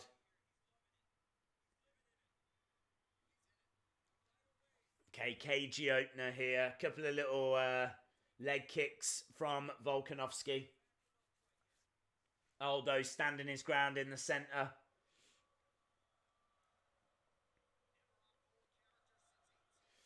So Aldo standing his ground in the centre. Swing and a miss by Aldo. Leg kick. Volkanovski stepping forward. As we said, Volkanovski, such power. Such power. And exactly what we thought would happen is happening. It is Volkanovski that is the one that's putting the pressure on Aldo. Minute 30 into this, not a great deal has gone down. I don't think he's landed. I don't know what's going on with these statistics, but I really don't feel like Volkanovski's landed 7 strikes. Maybe those leg kicks, maybe those little leg kicks, but really nothing of note so far. First couple of minutes, very cagey. All Aldo has done is he has just planted himself in the centre of the octagon. I don't even think he's left that Volkswagen logo. Now he has. Now he lunges forward with a left, but I don't think it lands. Volkanovski.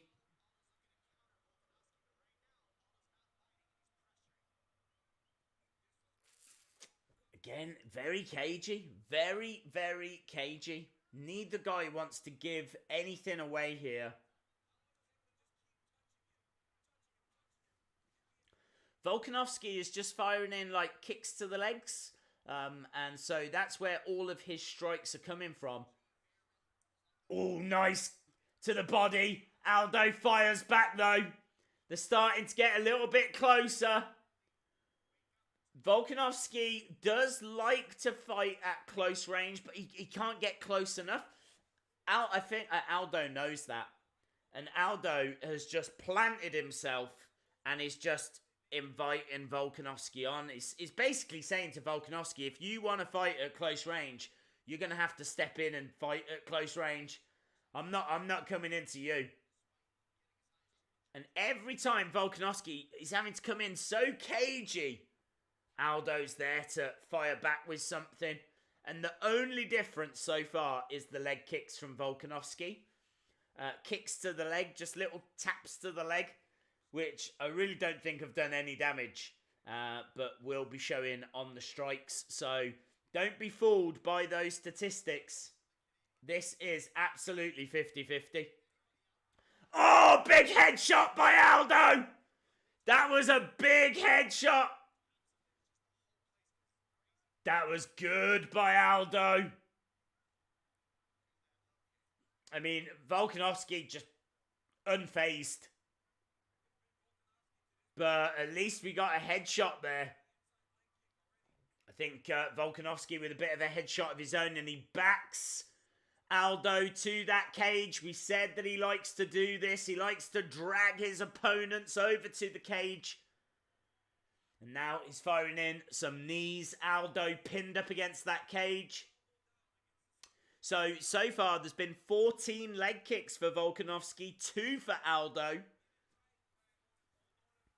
Aldo not in a great place at the moment. He's pinned up against this cage. All the while Volkanovski firing in some knees, but Aldo pushing him back.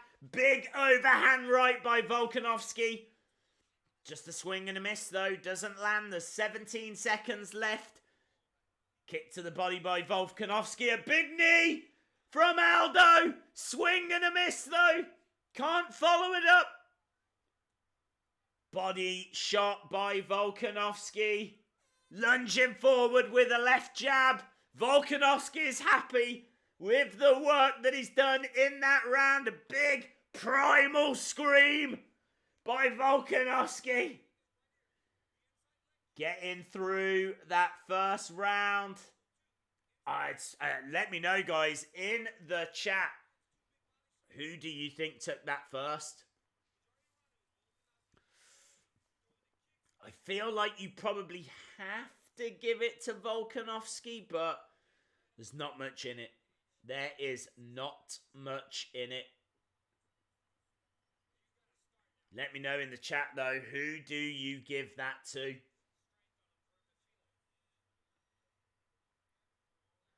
feel like Aldo's strategy was a good strategy. Like standing in the middle and inviting Volkanovski on. Volkanovski, as we said, he likes to fight close. So good. Aldo has a bit of a cut on his lip. I honestly have not seen that. We'll keep an eye out for it, just in case it opens up a little bit more. There's very few that seem to get through to the head there. There was a couple of big headshots, don't get me wrong, but most of these strikes were kicks. And again, coming straight out, Volkanovski, just leg kicks there. I think there's a bit of redness now starting to appear on the legs of Aldo. And Volkanovski, I think he's trying to take away the base of Aldo. That will start paying. All those kicks will start to do damage. Don't get me wrong, I'm sure they hurt, but to someone like Aldo, I can't imagine he feels them that much, but he'll start to feel them. And certainly, actually, now you can see the framing. He is kicking a lot, Volkanovski. Perhaps he was doing that a lot more than what I saw during the first. First minute, quite cagey. Body strike there by Volkanovski. Nice. Left, straight down the center to the body.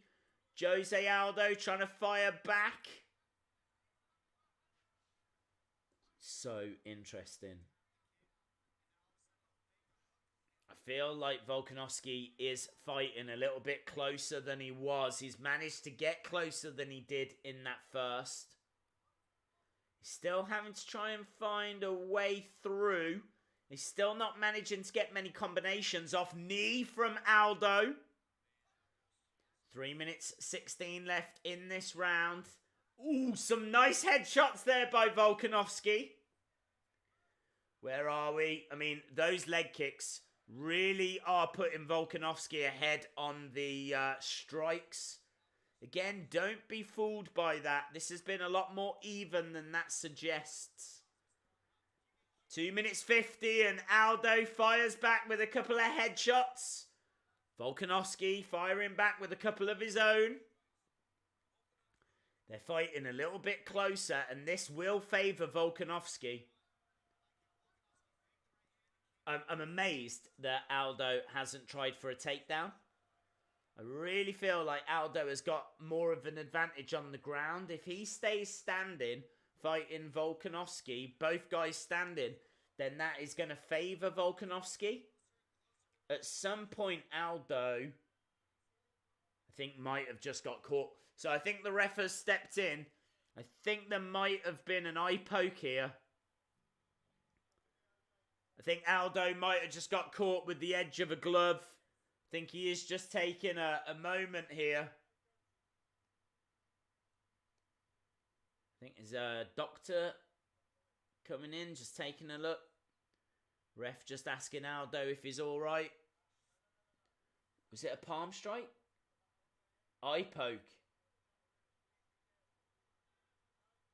All right, so it wasn't the glove. It looks like it was a finger.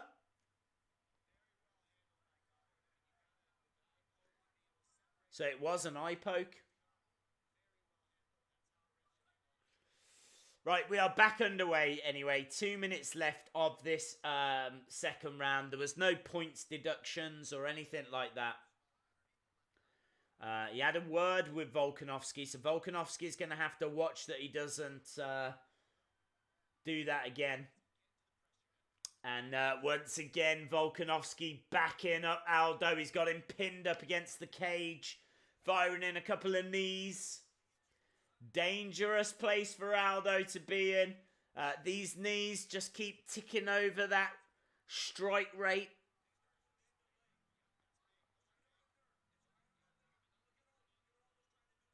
Aldo is in a bit of trouble here. Those knees to the thighs of Aldo, and Aldo cannot reply with anything.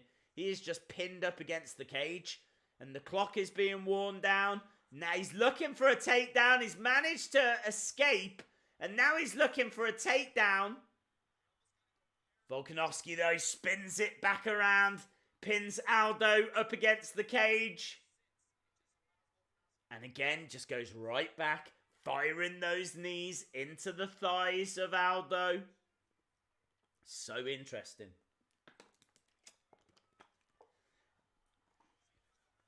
I just love watching the strategies of these two. Aldo's strategy has been to stand off, but for whatever reason, he's not gone for takedowns, and I have no idea why. Because his advantage is on the ground, but he's not tried to take the fight to the ground. The only time he's gone for takedowns is when he's pinned up against the cage. Swings and misses here by Aldo. Both fighters still perfectly fine. I can't see cuts on either fighter. Aldo trying to step forward, looking for a knee. But that is the end of the second. And honestly, a difficult round there. I feel like Volkanovski is up. And I think it is just those kicks. I think it's just that constant. He's constantly firing in something. 9 times out of 10, it's just a kick. But you can see the leg. I mean, Aldo is sat down in the corner right now. And you can see how red his thigh is. It's because it's taken a lot of damage. It's taken a lot of kicks. And then when he was pinned up against the cage, a lot of knees as well. A lot of knee strikes. We are moving into the third anyway of what has been a close fight. It has been a close fight. I did predict that Volkanovski would get the victory here. And I certainly think he is up. Aldo has lost it if he doesn't up his game. It's because he realizes the younger man has a more proficient ground and power. I don't know if he does. I feel like Aldo would have the advantage if he took it to the ground. I really don't think Aldo's got the advantage on his feet. I think Volkanovski is more powerful. And we know that he's got the shot accuracy. Thank you very much, Charles. Really appreciate the support, my friend. We are into the third round. I really do feel that Volkanovski... I don't know. It's hard to know what his strategy should be here. I suppose just keep doing what you were doing. You can't afford to let Aldo in. Big headshots, though, by Volkanovski. Distant strikes, 50 from Volkanovski. 28, I think it was, from Aldo. Volkanovski, for the third time, backs Aldo up against that cage. And this is his strategy. He's going to run down that clock. He's going to fire in those knees. Run down the clock. Try and get this victory by decision, I think. There's not much Aldo can do from this position. Knees getting fired in. 3 minutes 30 left here. Aldo managing to break free. Back to the center. Left jab. Kick to the body by Volkanovski. Both guys in the middle. Roundhouse right misses by Volkanovski. Knee to the body by Aldo. Left body shot by Volkanovski. Crowd still cheering for Aldo. Still cheering their guy on, but for me, he is down on the judges' scorecards. 2 minutes 40. In the clinch, both guys in the center of the octagon, breakaway. Oh! Big shots there by Volkanovski. Honestly, razor sharp focus and accuracy. Big Right, follows it up with I believe it was a roundhouse left. It looked like a right jab by a roundhouse left. Great shots to the head. And for the fourth time, he backs up Jose Aldo. Look, 2 minutes left. Unless Jose Aldo can pull a miracle off here, Volkanovski has got to win this fight. He has got to win this fight. I don't think he was as far ahead as what those numbers show.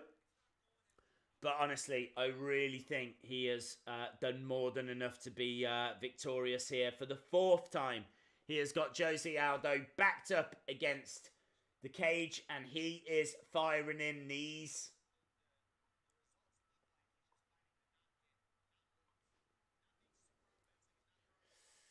Just running down that clock. 1 minute 20 to go. Knees still coming in. He's still just ticking over that total strikes, the significant strikes. Oh! Beautiful strikes by Volkanovski. Aldo tried to break free. Volkanovski just unloaded with a beautiful combo.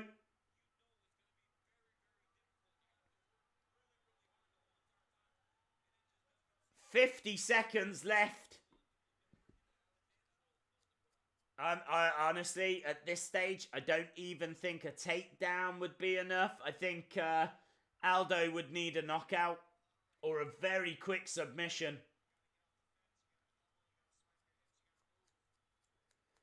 30 seconds to go. He's still pinned up against that cage.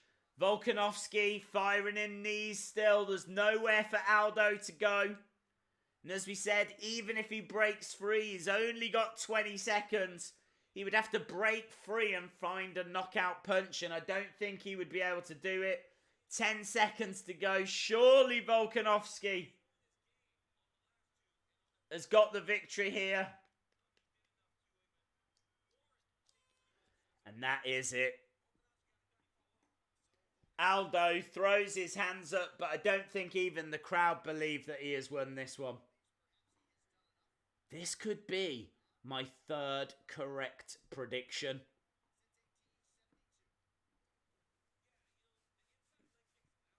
Gotta be honest, I don't really care about getting my predictions right. I just want to get the main event one right because I really want Rose to win. I really want her to retain. I am a big, big fan of hers. Big, big fan. She might even be my favourite fighter. Whenever I'm asked that question, I always answer Rose and Adesanya. I'm a big fan of Adesanya. I do like Cormier as well. We are going to go to judge's decision. I would be amazed if it was anything other than Volkanovski.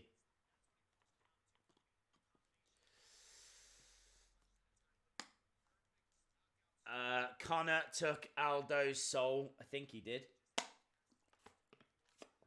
He's never been the same. He's never been the same. Right, here we go. Let's go over to judge's decision here, guys. Aldo versus Volkanovski.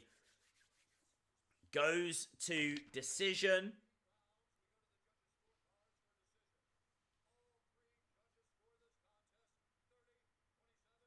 It's unanimous. And it is Volkanovski that gets the victory. Boos from the crowd. I don't know why. They can't be booing the judges.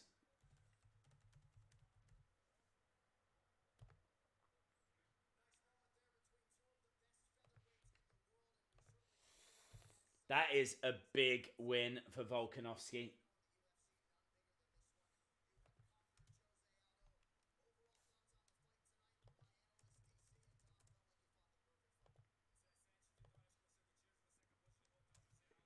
So, commentators saying that he fought the perfect fight.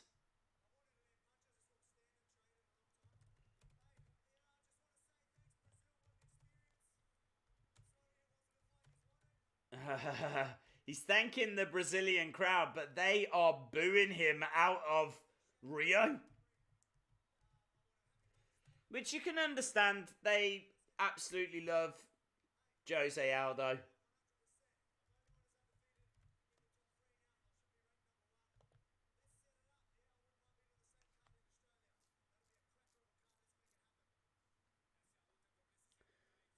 He's got to be getting Holloway soon. He's got to.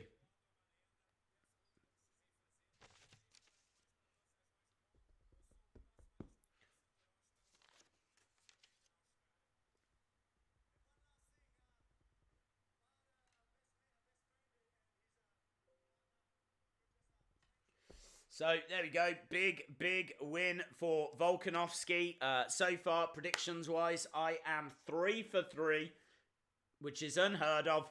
But we are now moving our attention to the co-main event. Another tough fight to call, this next one. Jared Cannonier against Anderson Silva. Man, this card. And it hasn't disappointed as well. It's given us some fantastic fights.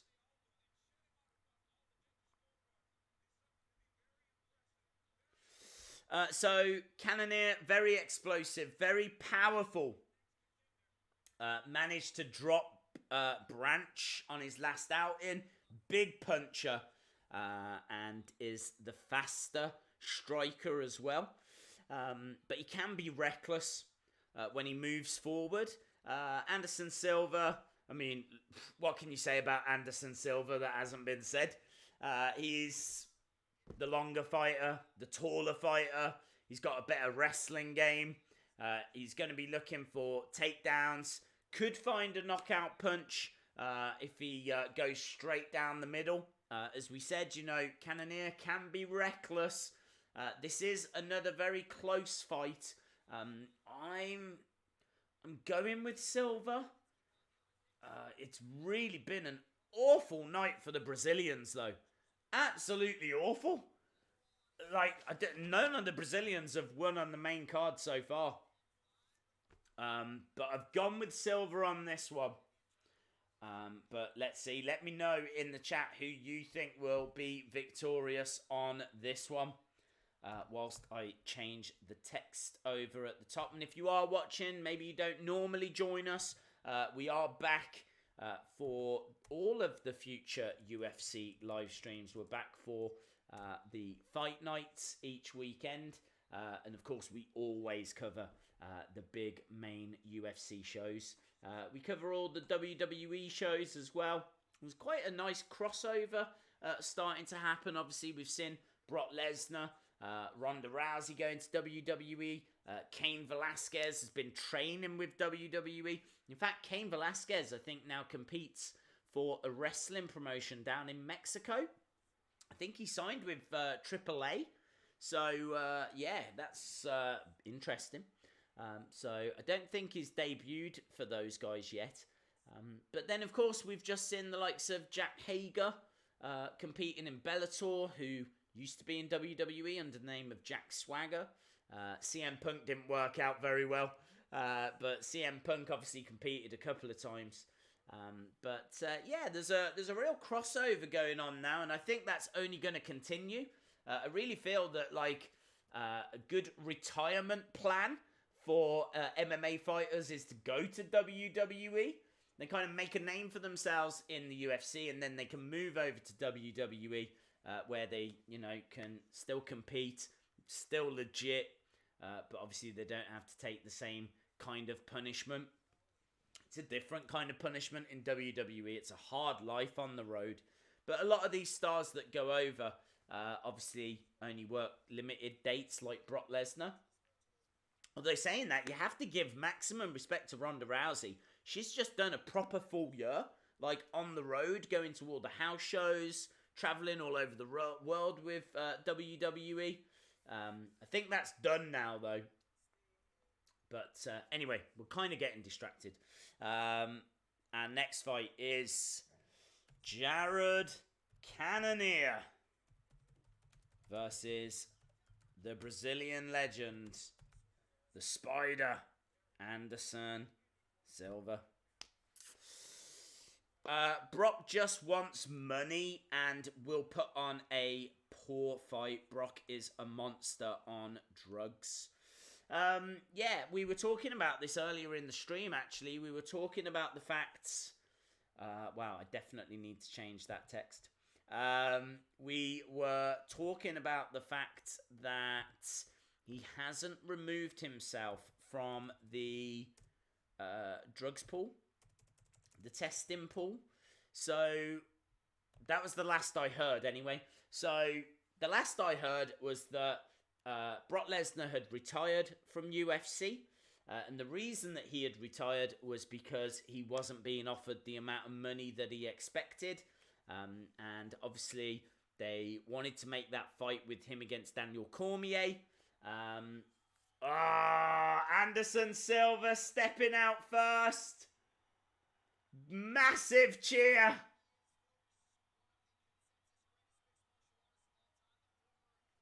One of the all-time greats as well. Maybe the all-time greatest.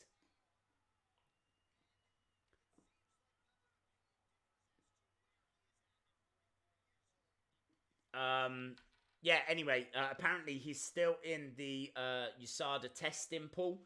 Once you come out of that, it takes 6 months to go through the process of going back in and all of that kind of stuff. So I think he's holding out for a better contract and for more money.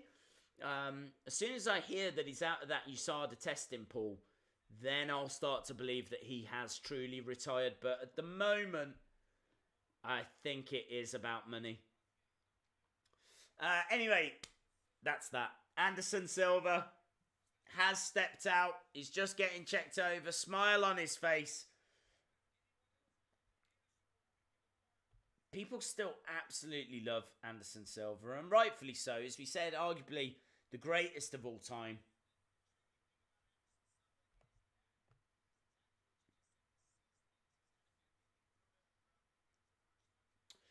Former UFC middleweight champion with 10 title defenses, second most wins in UFC middleweight history, second most finishes in UFC history.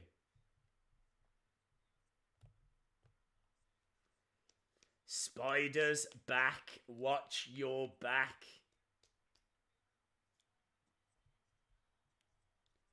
Let's see, shall we, dude? Let's see. I hope he is. I've got him winning this. I just think that Cannonier can be a bit reckless at times. Silva, though, is in the octagon. This is our co-main event. Of course, after this, we will have Rose in action.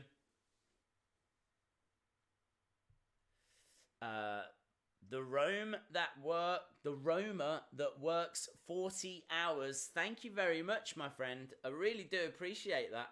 I appreciate the support, dude. So, shout out to the Roma that works 40 hours. Appreciate that. Out steps Cannonier. So, Silva is in the octagon. Cannonier comes walking out. Very focused.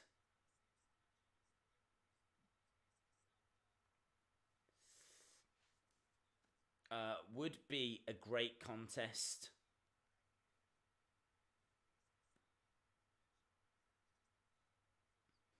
Interesting.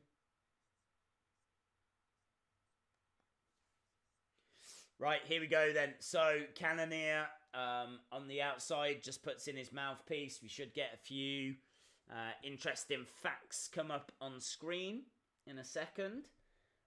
Just before he gets... here we go. Bit of Vaseline. Third highest striking defense in UFC light heavyweight history. 6 first round finishes. And he finished 5 out of 11 wins. 9 out of 11 wins, sorry. 7 coming by knockout. He's got power. He is fast. We've already said all of that, but I still stand by the fact that he is reckless. Anadors, thank you so much for all of your hard work in getting rid of all of these fake links. Appreciate it, my friend. Bye, Logan. See you on the Raw stream. Right, tailor the tape. 0.5, half an inch reach advantage. Next to nothing for Jared Cannonier. Bruce Buffer just doing the honours for us at the moment. WWE or UFC if you had to pick one. Honestly, I love them both. I really do. I mean, I grew up with WWE. Obviously, UFC wasn't around. So I feel like I would have to go probably with WWE just because I grew up with it. And it's a completely different form of entertainment. I do love UFC though. I've really grown to love it. Certainly more and more over the past 5 years. Like I can't say I was watching at the start with like Royce Gracie and, you know, all of those. Certainly I was aware of Ken Shamrock though. You know, we was talking about the crossovers between UFC and WWE. Like Ken Shamrock was the first. He was a big star for both. But there hasn't been many bigger stars than Anderson Silva, and we are underway. Cannonier versus Anderson Silva. This is our co-main event. And Cannonier occupying the center of the octagon here. Anderson Silva just backed up a little bit. Cannonier looking for an opening. Let's just move these stats so you can see. Just leg kicks coming in from Cannonier at the moment. No headshots or anything yet. Cannonier is going to be a little reckless, and he will give Anderson Silva some openings. Maybe not in this first round, but as the fight goes on. Just lots of little kicks coming in from Cannonier at the moment. Very slow first minute. Cannonier just occupying that center ground.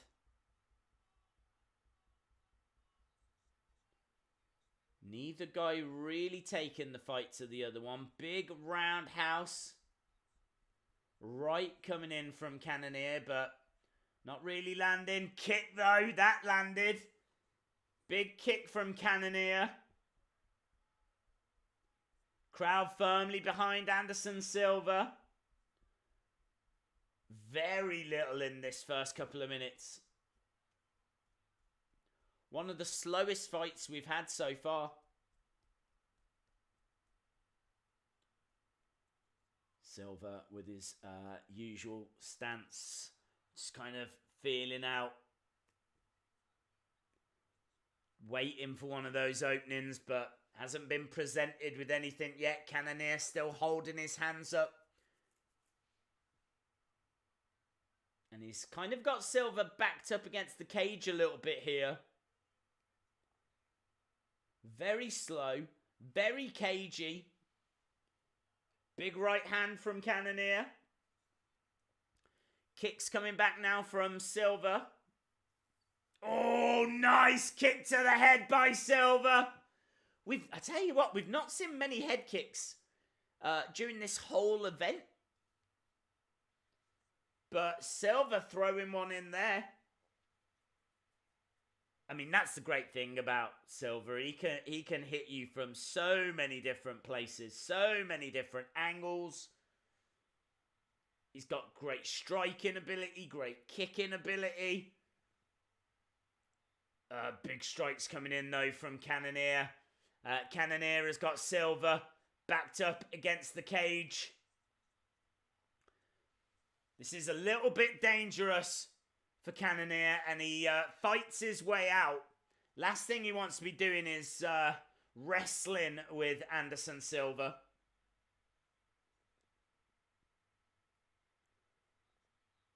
Silva, it's been very cagey. There's only a minute 30 left in this fight. Most of those Cannonier strikes have just been kicks to the leg. It's been a couple of moments for both guys during this first round. Hard round to call. You would probably have to give it to Cannonier. But Silva looking very comfortable.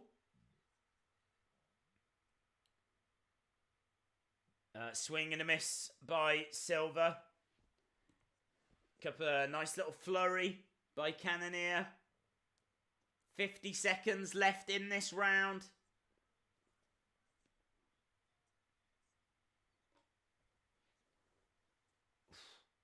Fires a left jab, snaps the head back of Silva. 30 seconds. Silva stepping forward, trying to take the fight to Cannonier a little bit more.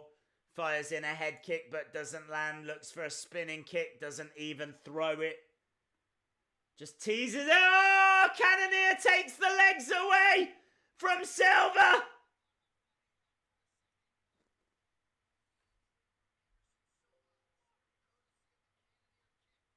Wow, I think the ref stopped it.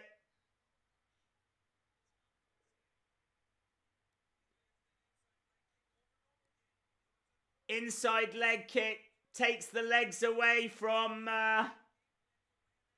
Silva. The ref does stop it. The doctors come in. Silva is still down. This is quite worrying. They're just showing a replay. Oh, it was nasty. It was a massive kick to the leg. I mean, Silva tries to defend himself, but the ref calls it straight away. The ref is in.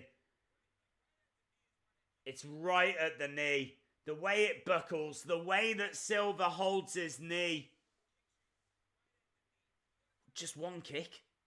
One vicious kick.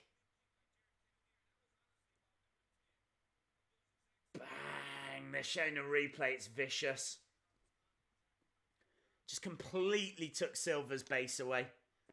I mean, he was still trying to defend. Cannonier was coming straight onto him to follow through, but...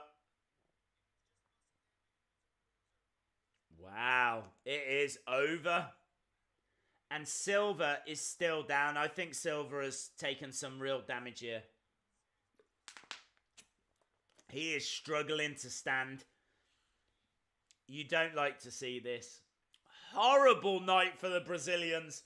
No Brazilian has won on the main card. And we are now heading to the main event, so I really hope that continues. I really hope that continues as we head to the main event.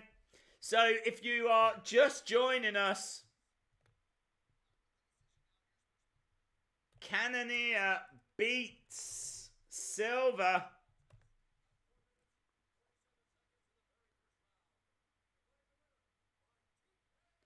by TKO. I gotta be honest, I feel so bad for Silva. I mean, he was probably down in the round, but he looked fine. He looked pretty comfortable. Like, nothing really had bothered him too much. And then that kick, that one kick, Cannonier landed it onto the knee. And actually, Cannonier going over, he does look genuinely concerned.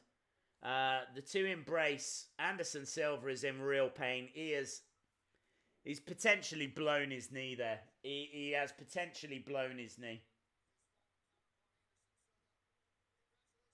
Boos are raining down. I mean, not only is Cannonier defeated Anderson Silva, he might have just retired him.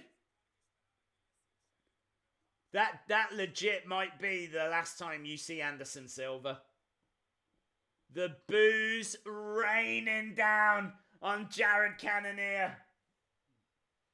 I've got to give him credit, man. I thought he was... I honestly thought if that fight was going to go on, I thought he was going to drop his hands. I thought he was going to give Anderson Silva some openings. The finish happened so early, Silva didn't get those opportunities. Really very few words here from Cannonier. He says thank you to Anderson Silva. He says he appreciates the opportunity. It is deafening. It is definite. I feel like the whole country of Brazil is booing Cannonier right now. It is loud. Ooh. Cannonier says you ain't got no respect for me. I ain't got no respect for them. He is healing it up right now. I gotta be honest, that is not gonna help. He just gets asked any final thoughts. He shakes his head. They are ripping into him. Absolutely ripping into him. That was vicious.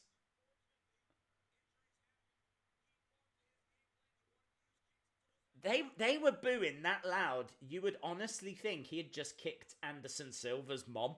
Let alone Anderson Silva. They embrace, look, Anderson Silva, he's all smiles.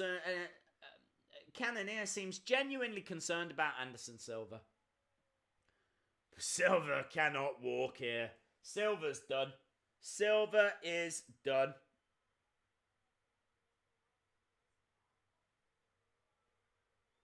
The crowd is still booing.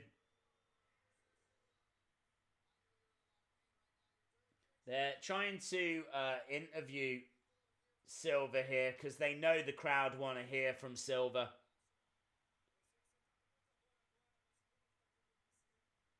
But he looks to be in great pain.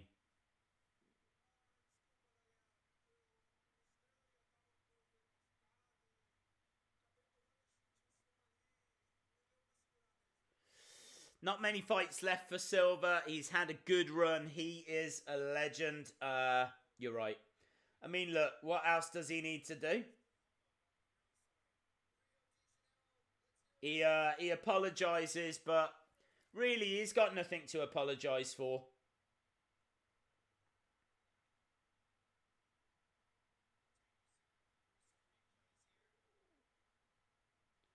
Just showing a replay. Oh, it is vicious.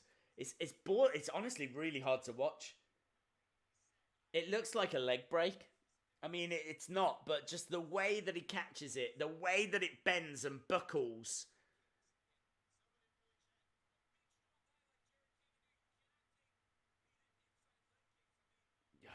Horrible. Horrible. Main event time though, my friends. This isn't going to be horrible. They are actually having to, like, borderline carry Anderson Silva out of the octagon. That's got to be it. He's got nothing else to prove.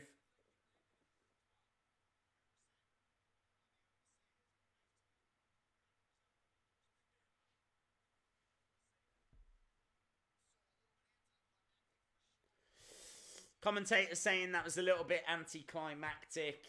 I suppose in a way it was, but still very interesting. Oh, Michelle Waterson is there?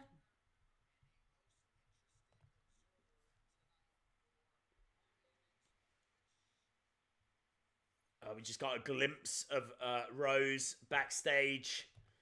As I said, you know, one of my favourite fighters. I legit cannot wait for this.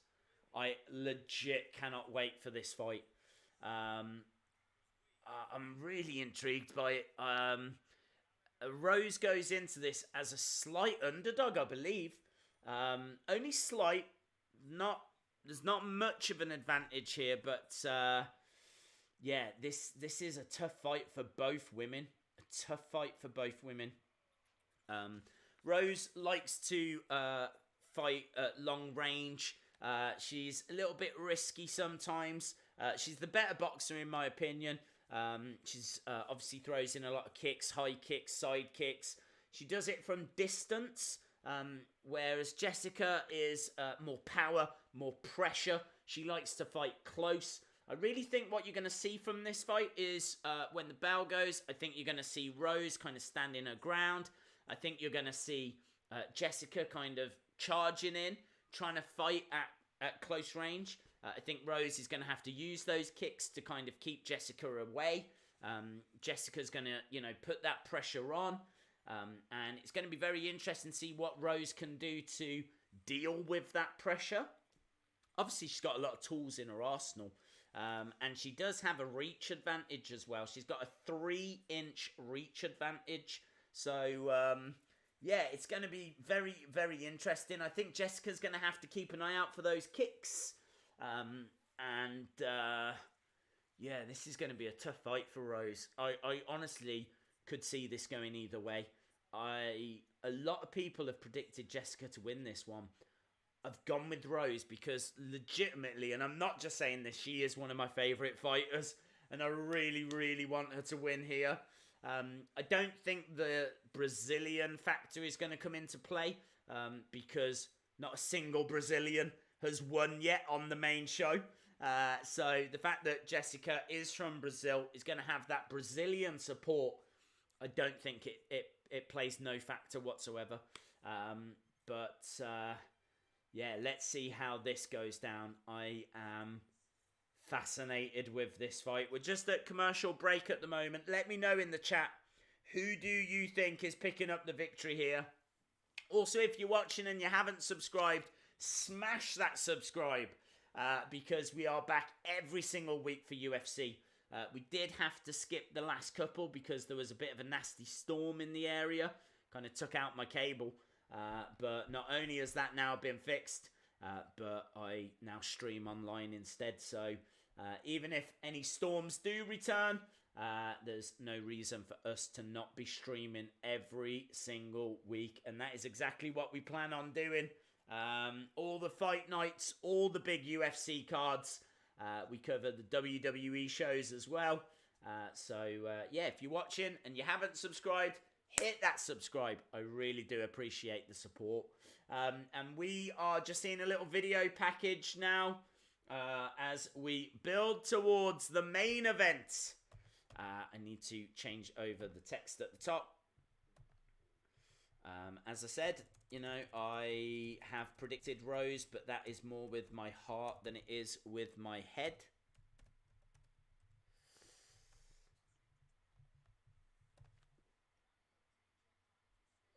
Let me know in the chat who you got. Who have you got? Thug Rose. Rose will take this one. Guaranteed, says Richardson. Rose will win, says Chris Rogers. Sleeping on Jessica. She will bring... Well, I'm not sleeping on her. My head kind of says that it could be her. I'm 50. My head is 50-50. My head honestly doesn't know, but my heart wants Rose.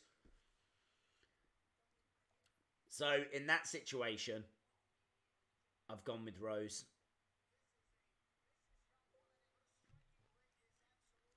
They're just showing Jessica's striking right here. It is stunning.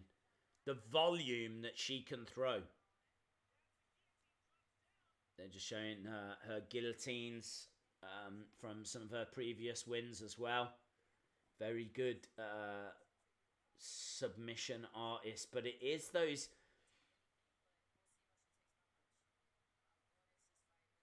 Rose has got knockout power. So Rose says she's going to punch this girl in the face, grab her from the back and choke her out. That is her usual strategy. Here we go then, guys. UFC 237 has not disappointed. I think it's been a brilliant show. I suppose you could say that co-main event, the Anderson Silva fight, was a bit climactic, but still got a big talking point out of it. Legit could be the last time we see Anderson Silva. No idea what damage has been done to the knee. But the fights before that I thought were absolutely fantastic. But we are here. We are finally at the main event. And this is a big one. This is for the strawweight title. And Jessica, ranked number 1 from Brazil.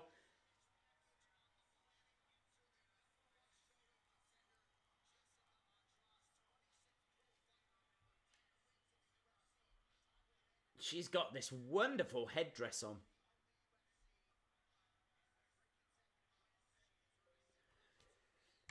So she is also on a 3-fight win streak as well.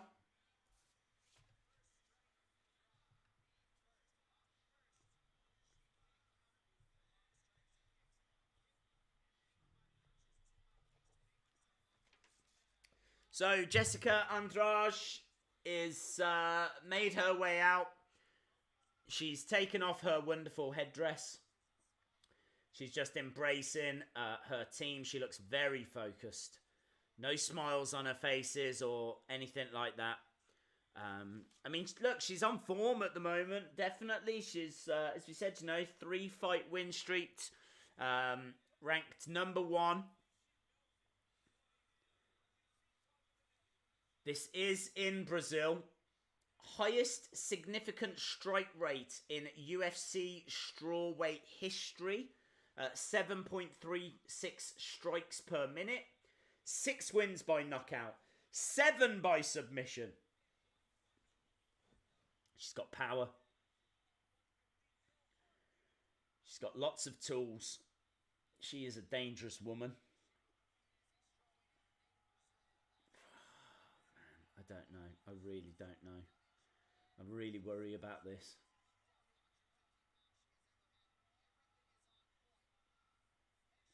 I think this will be a big win for Rose. This would be absolutely huge if she can come through this. Rose was saying like she didn't have to fight her here,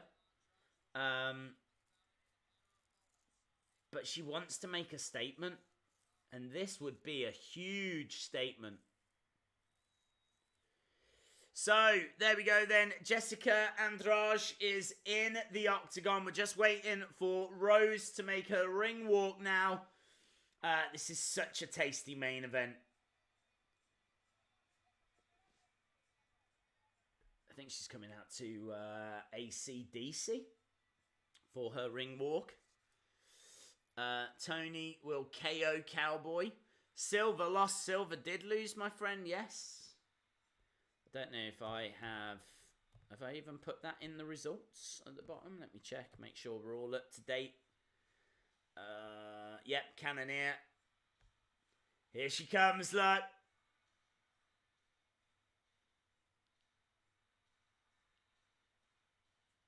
Rose.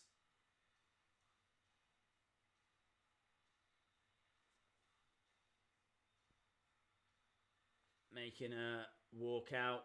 Very focused, as always. Looks a little nervous, actually.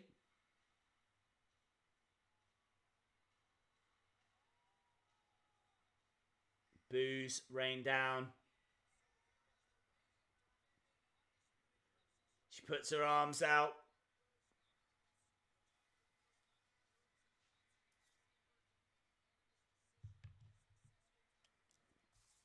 Rose Namajunas steps out.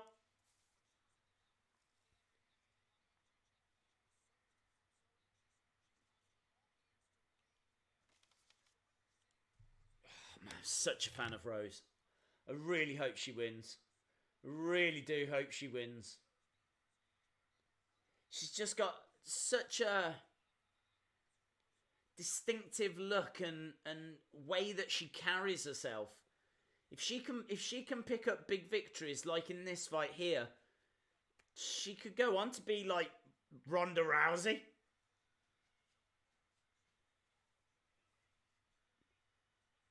She does have all of the abilities. She's got all of the tools. She's on a 3-fight win streak herself.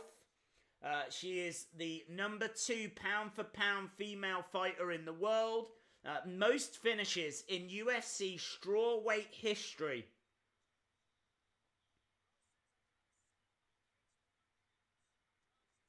Very focused, and she steps into the octagon as well. Here we go then, my friends. Main event time. Can she do it? I'm really worried for Rose on this one. I am really worried for her. Andrade staring over. Jessica Andrade staring, glaring over at Rose, who's finally in the octagon. They're just running down the tail of the tape. Big reach advantage for Rose. 3 inches. She's taller as well by about 3.5 inches. And we are over to Bruce Buffer. Rose beats the GOAT twice in a row and still has haters. Rose is no thug. She is just an awkward introvert and antisocial. That's what I love about her. I'm a big fan. A big fan. I think she's different. I think she's interesting. I think she's got a very distinctive look as well. And I think she's a big star. I mean, she's already a champion. She's already ranked #2 in the pound-for-pound women's rankings. But if she can pick up victories like this, you know, this is a big fight for her in Brazil as well. Like, she has gone right into the lion's den here. It's time! Oh, I love it! I am pumped for this one! Rose Namajunas taking on Jessica Andrade. And Jessica Andrade is favourite, -120. So just a slight favourite for Jessica Andrade. Bruce Buffer still doing his thing. Let me know, guys. There's still time. Let me know. Who do you think's winning this? Feel like people are split kind of 50-50.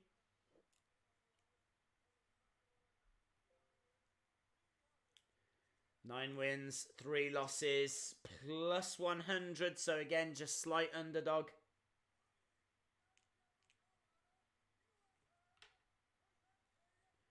Just centering herself.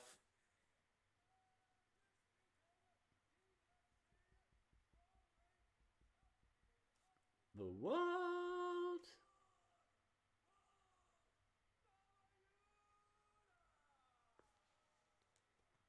Here we go.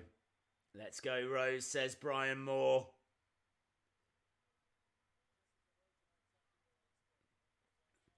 It's time! Here we go then, my friends. Here we go. Potentially 5 rounds of UFC action.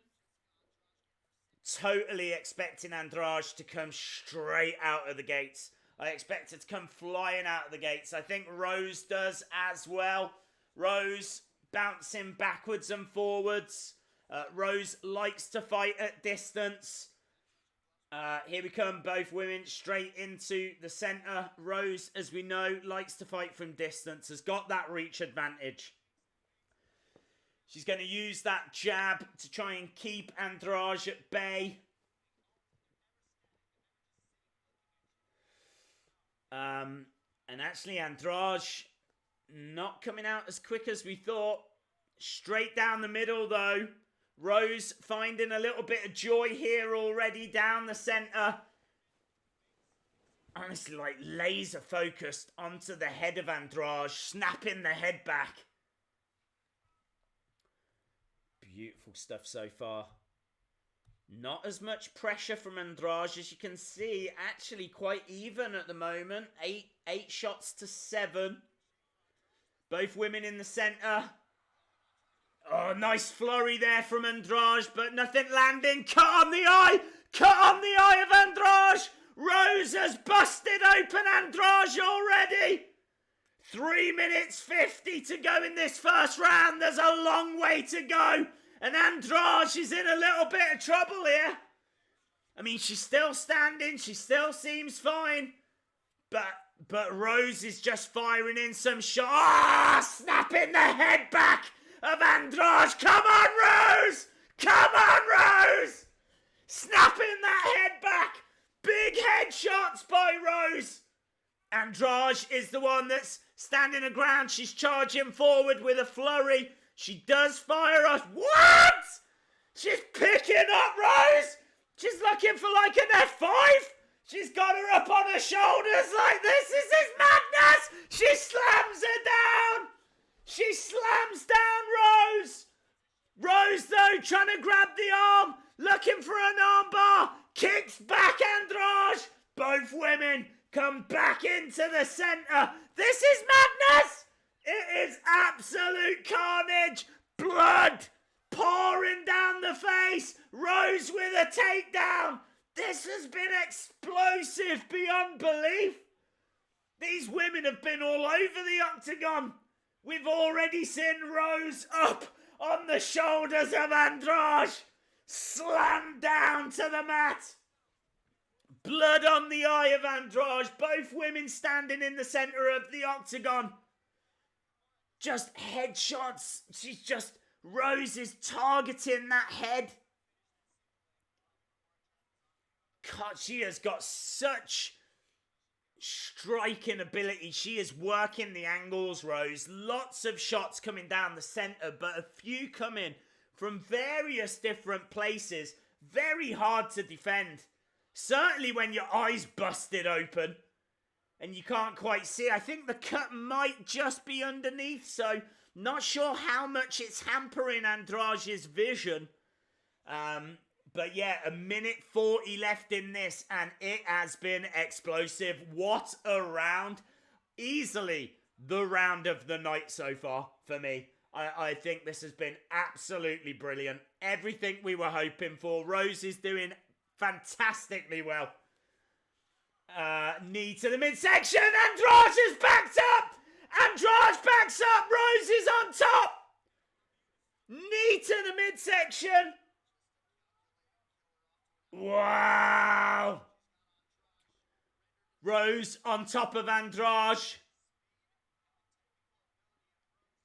She needs to make this count.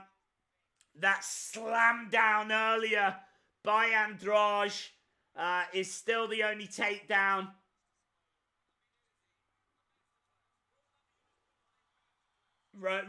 Cormier is saying that Rose is putting on a bit of a masterclass here. 21 headshots by Rose. Andrade has got 6. It is just laser focus. And honestly, the momentum has been taken out of Andrade. I think she's still got flurries in her. She's still got a lot of volume of shots, but she's in a hell of a fight here. Rose firing in some big shots. This is kick to the face by Rose. Big head kick there. 10 seconds left in this round. I think that cut on Andrade is like all around the eye. It's madness. This is madness. Brilliant round. Absolutely brilliant round. Brilliant round. So much there to talk about. There was 2 moments in that round where Andrade had Rose up on her shoulders like this. Thought she was going to do like a Brock Lesnar F5. A John Cena attitude adjustment. A Roman Reigns Samoan drop. She had so many options.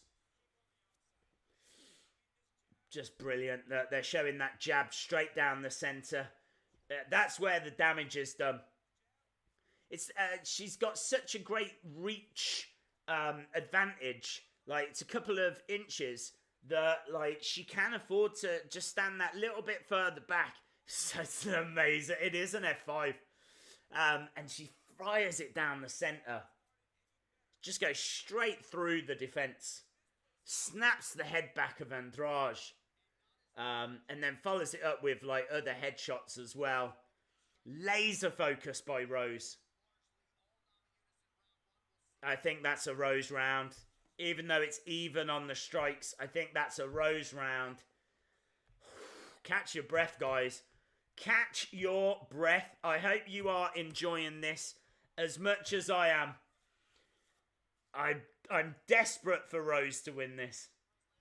I really am. She is one of my favourite fighters, if not my favourite fighter.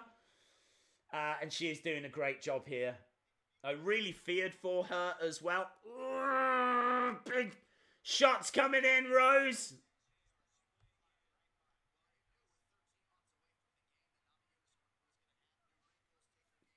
Okay, settling back down. 40 seconds into this second round.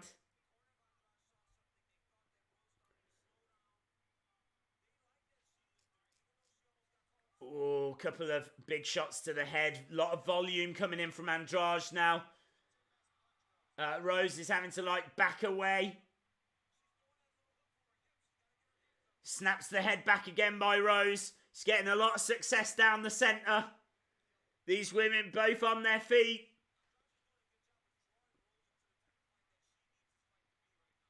I mean, Rose is doing exactly what we thought. She's kind of using that reach, keeping Andrade at bay. Fires in another shot. Ooh, Andrade coming in with a little flurry of her own. So good. So good. 3 minutes 20 left in this second round. Rose constantly firing in those shots down the middle. Andrade has got to find a better way of stopping them. She needs to turn her body a little bit more. She's standing a bit too flat on, and it's just allowing Rose to fire the shots down the middle. They're tangling up here. Andrade was looking for a takedown, but couldn't successfully get it. Kick to the leg of Rose. That lands.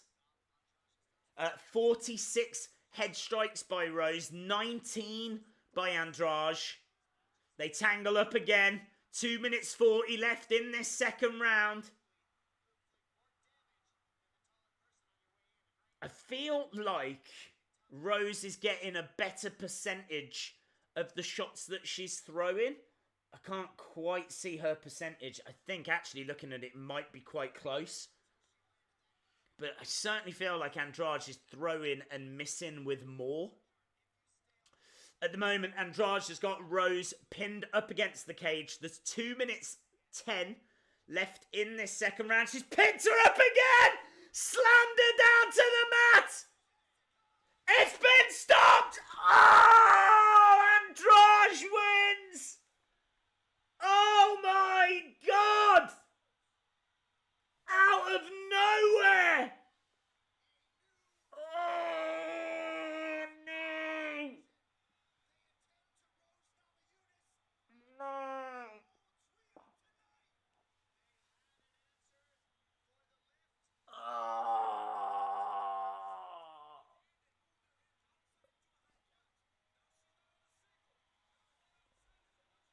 Oh, I'm gutted. Oh, I'm properly gutted. Oh, the crowd are in tears. The crowd are going crazy. The finish comes. She picks up Rose and slams her down. It was the second time she had managed to do it. I think it was the third time she had attempted it. We're just seeing it here. The strength. She picks her up, slams her down. Rose lands on her head. I think she gets knocked out by it because then she starts hammer fisting The ref comes in. He doesn't have any option. I feel like Rose was well up in that. I feel like Rose as well kind of put her hand out, put her arm out to kind of suggest that she still slams her down. Man, it's vicious. It is vicious.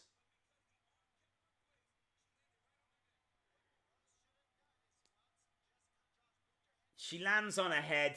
It looks horrible. Like you'll see clips of that all over social media. She gets slammed down on her head. She kind of puts her arm out to suggest that she's still there, but then I think she goes out. I do think she goes out. She goes over and she embraces Andrade. Rose, I feel like Rose was definitely up on that fight. It's a painful loss because I feel like she was up. Oh, it's a painful loss for me because I really wanted Rose to win that. I really wanted Rose to win that. I'm guessing it's TKO. I don't think it was KO. Let's find out. Oh, he's saying knockout. So the ref is saying that Rose was out. I mean, the ref stepped in.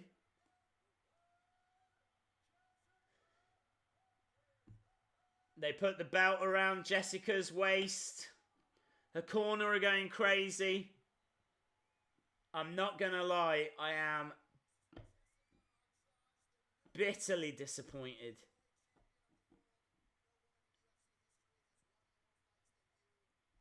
No woman in UFC history has won more fights than Jessica Andrade.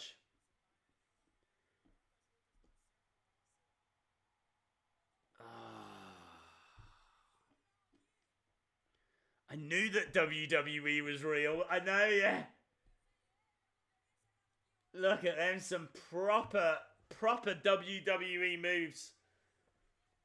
Some beautiful slams. There's not been much as well. I tell you what, there's not been much for that Brazilian crowd to cheer all night. Not a single Brazilian won on that main card until we got to the main event. And then they get to see Andrade beat Rose and take that women's strawweight championship. I'm genuinely gutted, and that looks like it was close. And it was quite close, but I definitely had Rose ahead. Rose had managed to bust open the eye, all around the eye of Andrade.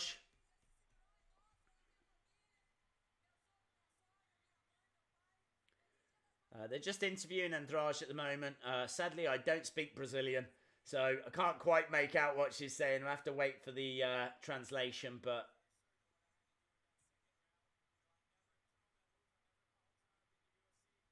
she said she's never pile-drived in the UFC. Happy Mother's Day to everyone. She wanted to knock her out, and that's why she kept trying that move. I mean, if you've not seen it, you will do. It'll be everywhere, obviously, but it is an incredible finish. It is an incredible finish. It's an interesting weapon. It's an interesting maneuver. It's not something you see all that often where they get the fighters up on their shoulders and slam them down on their head. It worked.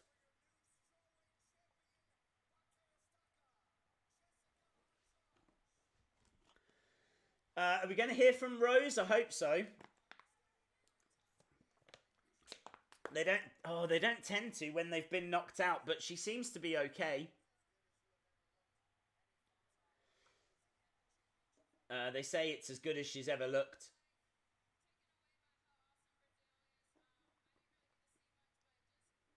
Rose says she was blown away by how awesome Brazil was.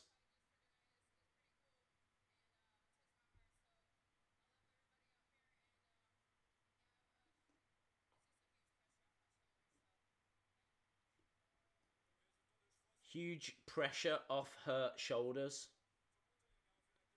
What does she mean by that? Like when she was champion?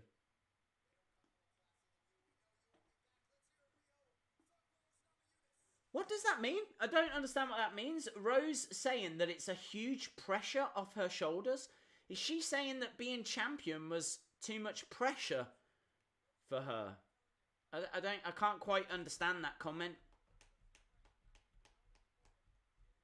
She steps out of the octagon anyway, and we're left with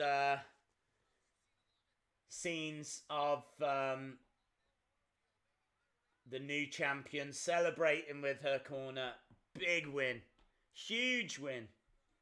I am pleased. I mean, like, the Brazilian crowd, absolutely fantastic. They've been brilliant all night. Certainly one of the loudest crowds we've ever seen. And I am pleased that they got something to cheer.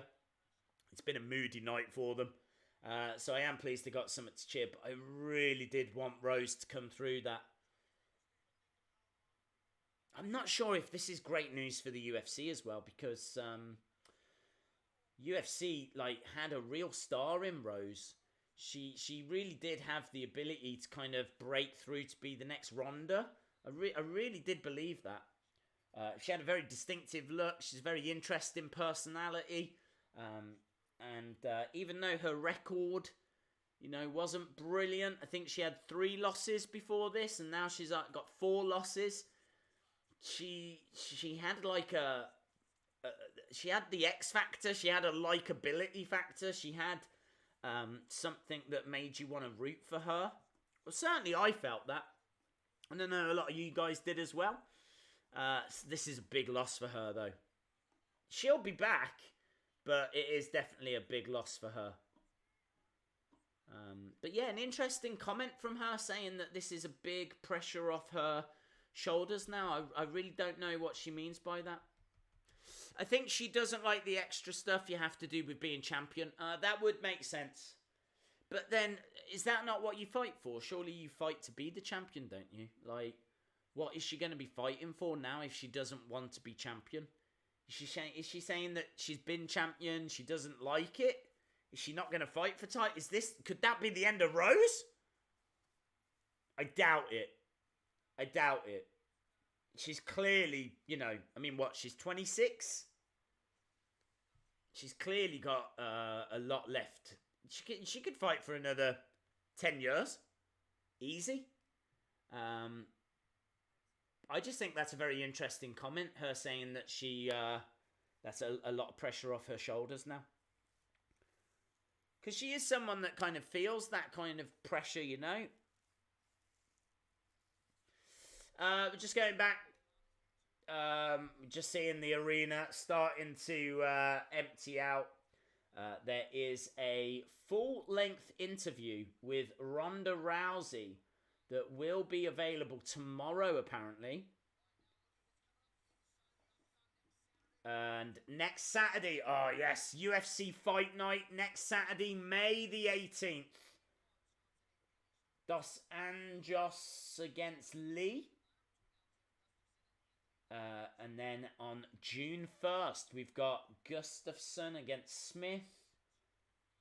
238 coming up as well. UFC 238, that is June 8th. So quite a bit coming up, but next weekend, next Saturday, we will be live. If you are watching and you haven't subscribed, smash that subscribe, because we are back. We will be back for the WWE shows on Monday and Tuesday, but we will be back next week as well for that fight night. Daniel Cormier, Dominic Cruz. They're just running down a bit of a recap of the fight.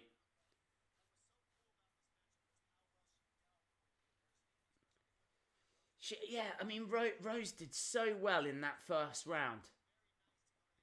She got slammed down in that first round, and she did a great job of almost getting an armbar. She busted open. That cut we're seeing now was actually above the eye of Andrade.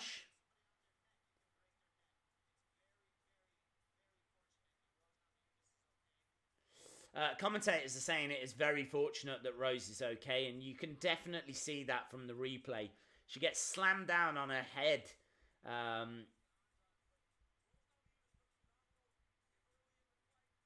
Yeah, slammed down on her head. That's going to put a lot of pressure on her neck.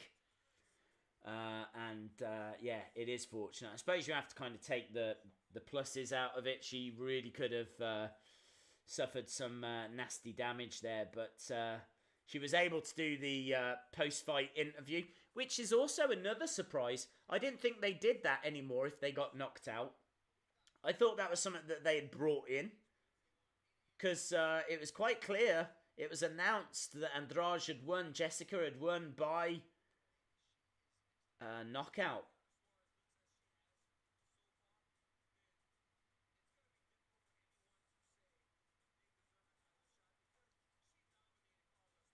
Rose was robbed. She wasn't.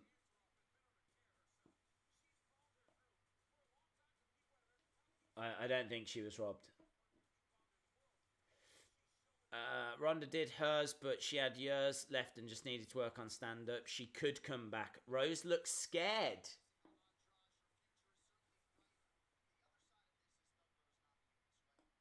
Okay, they're talking about Rose now.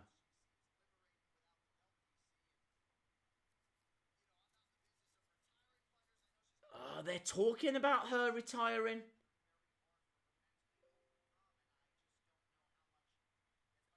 They're talking about her retiring.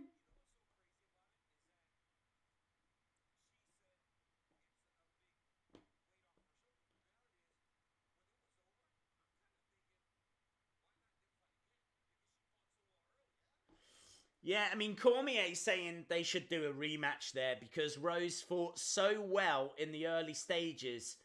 Like, she was well in that fight. It was only because she got picked up and then slammed on her head, which, you know, credit to Andrade. You do have to get close enough to be able to do that. And it wasn't the first time she'd done it. Yeah, it was a definitive finish, but I don't know if Rose wants it. I don't know if Rose wants that belt.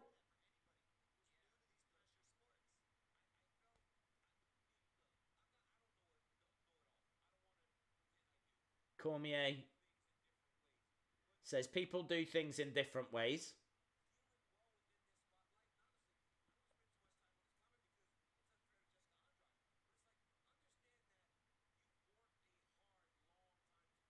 Thing is, like, she's made that comment as well after a knockout, so how much can you really read into it? I don't know. I'm not sure.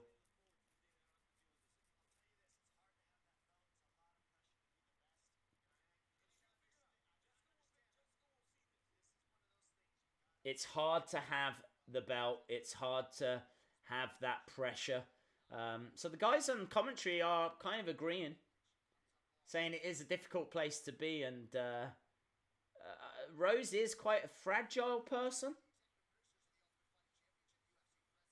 Great show, though. And that's it. We go to the credits. And that is the end of UFC 237. There's so much to break down and talk about there. Could we see the end of Rose?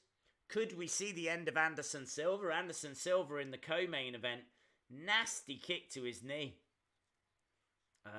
That really could be the end of Anderson Silva. I don't expect to see him back in the octagon for a long time, if ever. So, yeah, we saw a lot of legends. We saw a lot of great matchups. And, yeah, the finish was quite explosive. I think it had a little bit of everything. I really enjoyed it.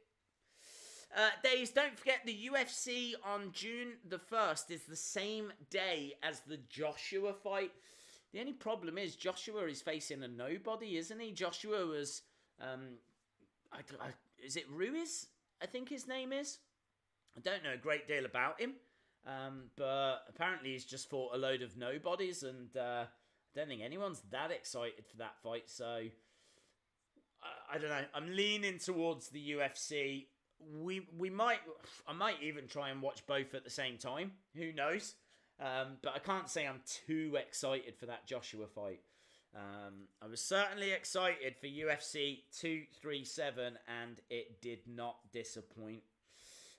So, my friends, I think that is everything. Thank you so much to everyone that has joined us. I absolutely love doing these UFC streams. And I hope you guys enjoyed watching along as well. Again, if you haven't subscribed, smash that subscribe. I really do appreciate it. We will be back again in the future for WWE live streams. We will be back next weekend for the UFC Fight Night. And of course, as Anna just mentioned there, potentially Anthony Joshua in the future as well, and his fight and all of that. So I'm gutted. I'm not going to lie. I'm just gutted. I'm going to go away and cry in a corner somewhere at the fact that Rose could not get that job done. But thankfully she's all right. And hopefully she doesn't retire. Hopefully we do get a rematch there, because I do feel like there is grounds for a rematch. But we'll have to wait and see. Awesome, guys. Thanks a lot for watching. And hopefully I'll see you again next time. Bye for now.